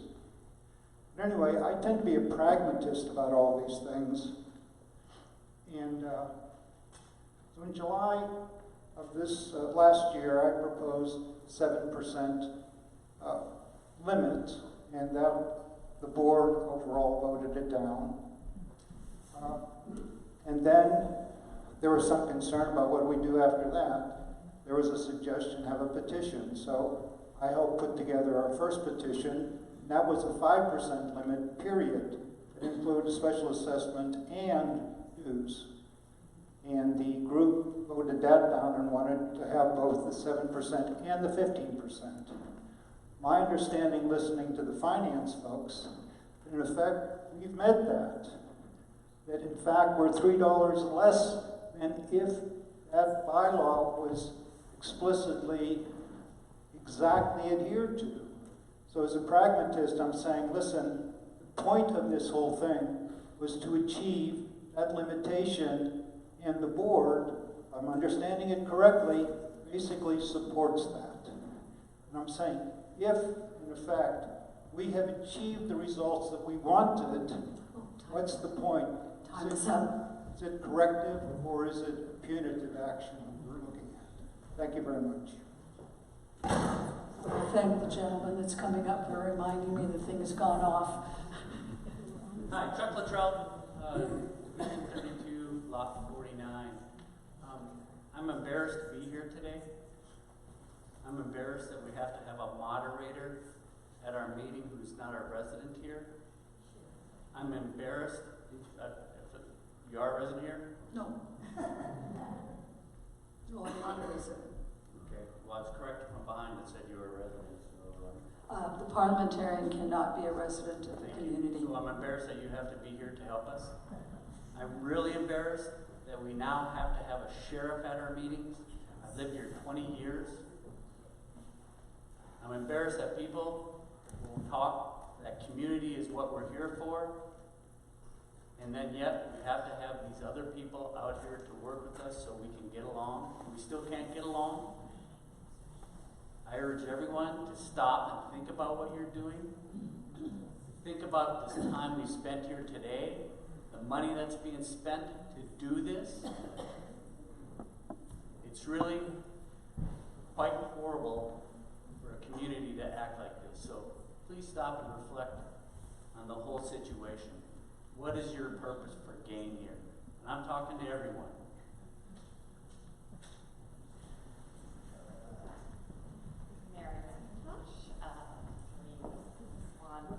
Three Whistling Swan Place, Mary McIntosh. I actually wanted to meet Chuck Luttrell today, so I feel like I just got sprinkled with a little bit of good luck that he was standing in front of me this whole time.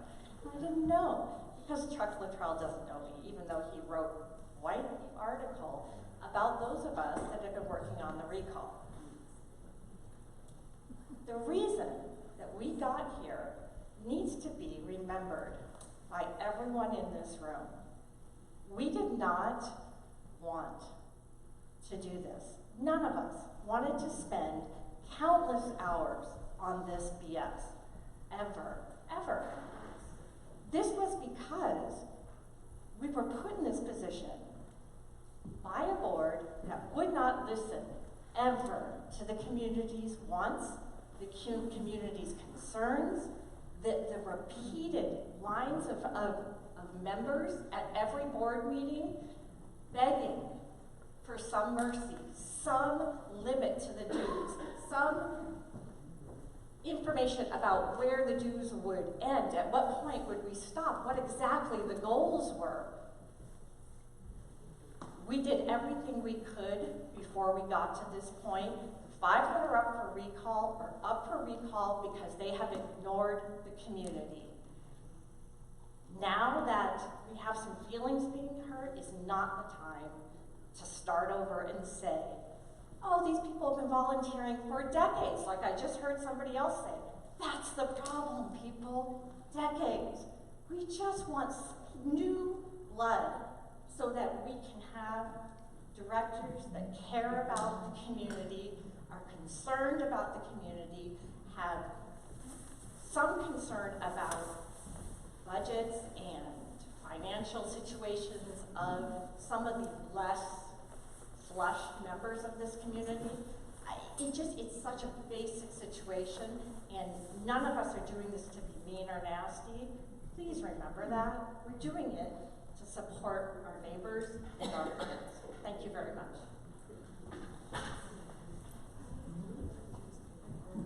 Hi, Alfredo Muniz, One Lake Louis Drive. I moved here a couple of years ago.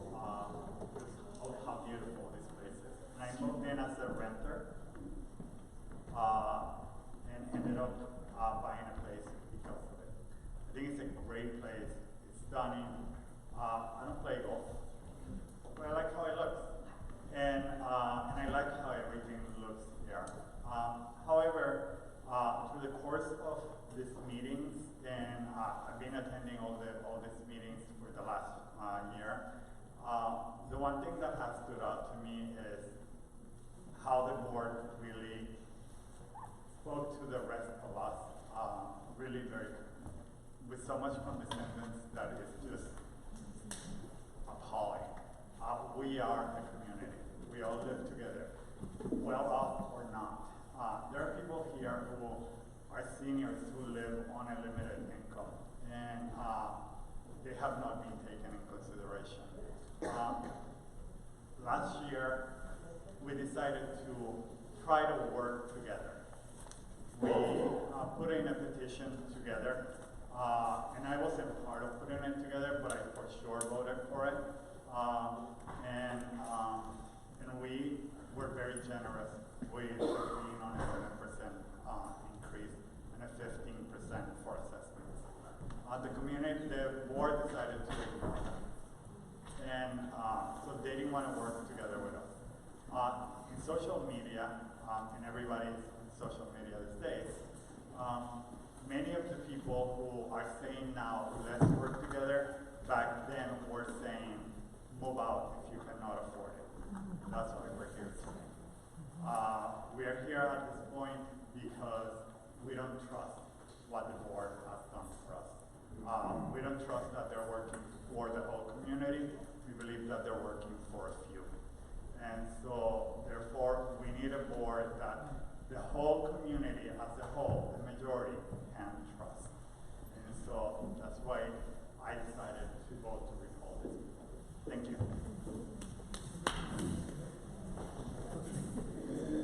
My name is Ken Murray. I live at 30 Creekside Lane for the past 15, 20 years.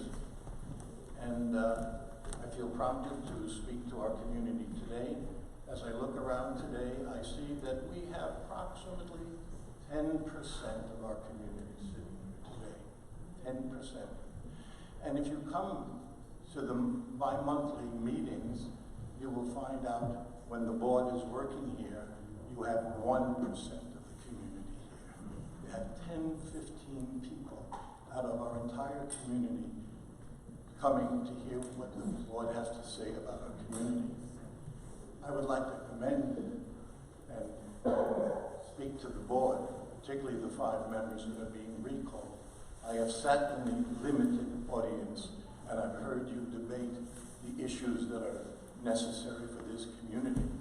So I would like them not to be removed from their office, but I would like all of us to attend the meetings so we don't have 1% of the community, but we have greater numbers to listen to our board.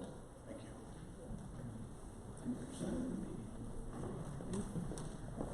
My name is Scott Walsh. I live at 51 Marigold Drive.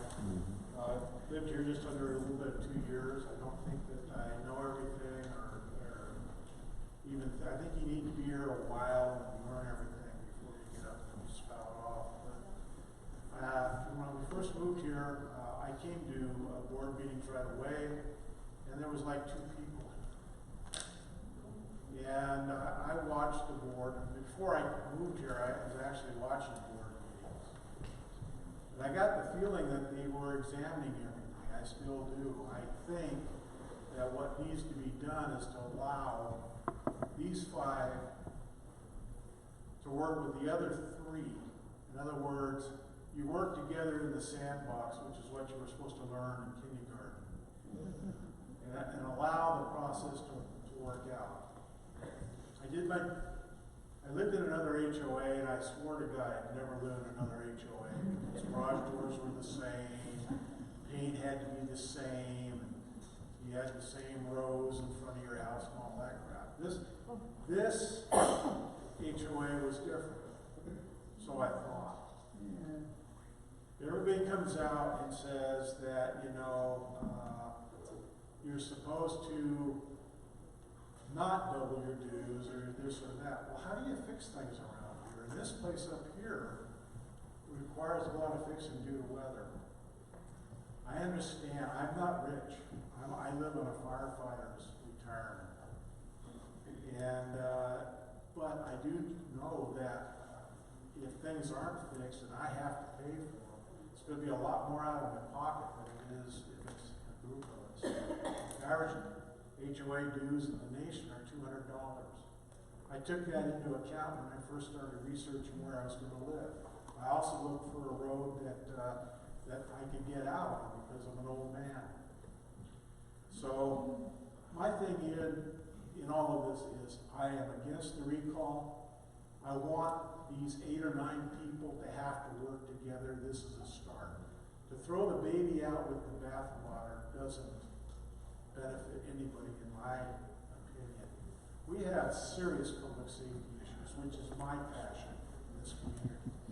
And we can't even get agreement on 8 or 9 or 10 BOD members to address our needs. So again, I'm against the recall, and I hope it fails. Is there anybody else who wishes to speak who has not spoken?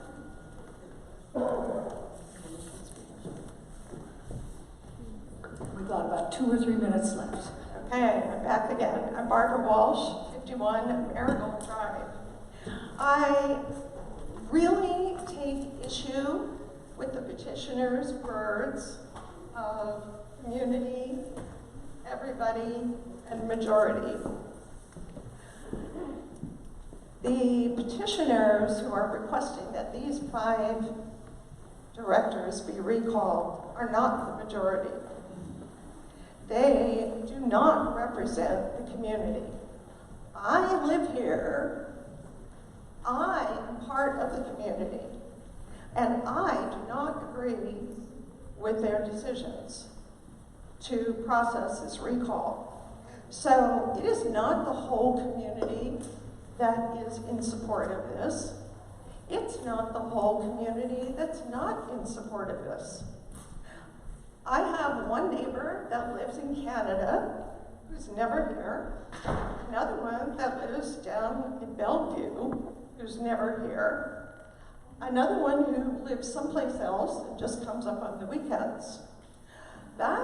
is out of 4 houses that we all can see each other, 3 people are never here. So I'm pretty sure they didn't vote. The community is not this small group that gets on and demeans everyone and accuses people of doing things that it turns out, oh, gee, we didn't know about that. Oh, we called the sheriff and the sheriff is investigating, which he's not. So I don't want you to be sucked in by thinking that this petitioner group, whoever they are, I mean, I don't know what the 2020 was either. I haven't lived here that long. All I know about them is they put forth the money for the signs. Big deal. I don't think that's any kind of a platform. At any rate, I think it's a big mistake to get rid of 5 people who have an immense amount of knowledge. To bring in 5 more people that are just going to start from scratch with the 3 that we already brought in recently. Join a committee. Find out more about how these decisions are made. We are the community, not a small portion. Thank you. Have a good weekend. Okay, it is 3:30, and I thank you all for abiding by the guidelines. I think this is an excellent opportunity for people to be heard.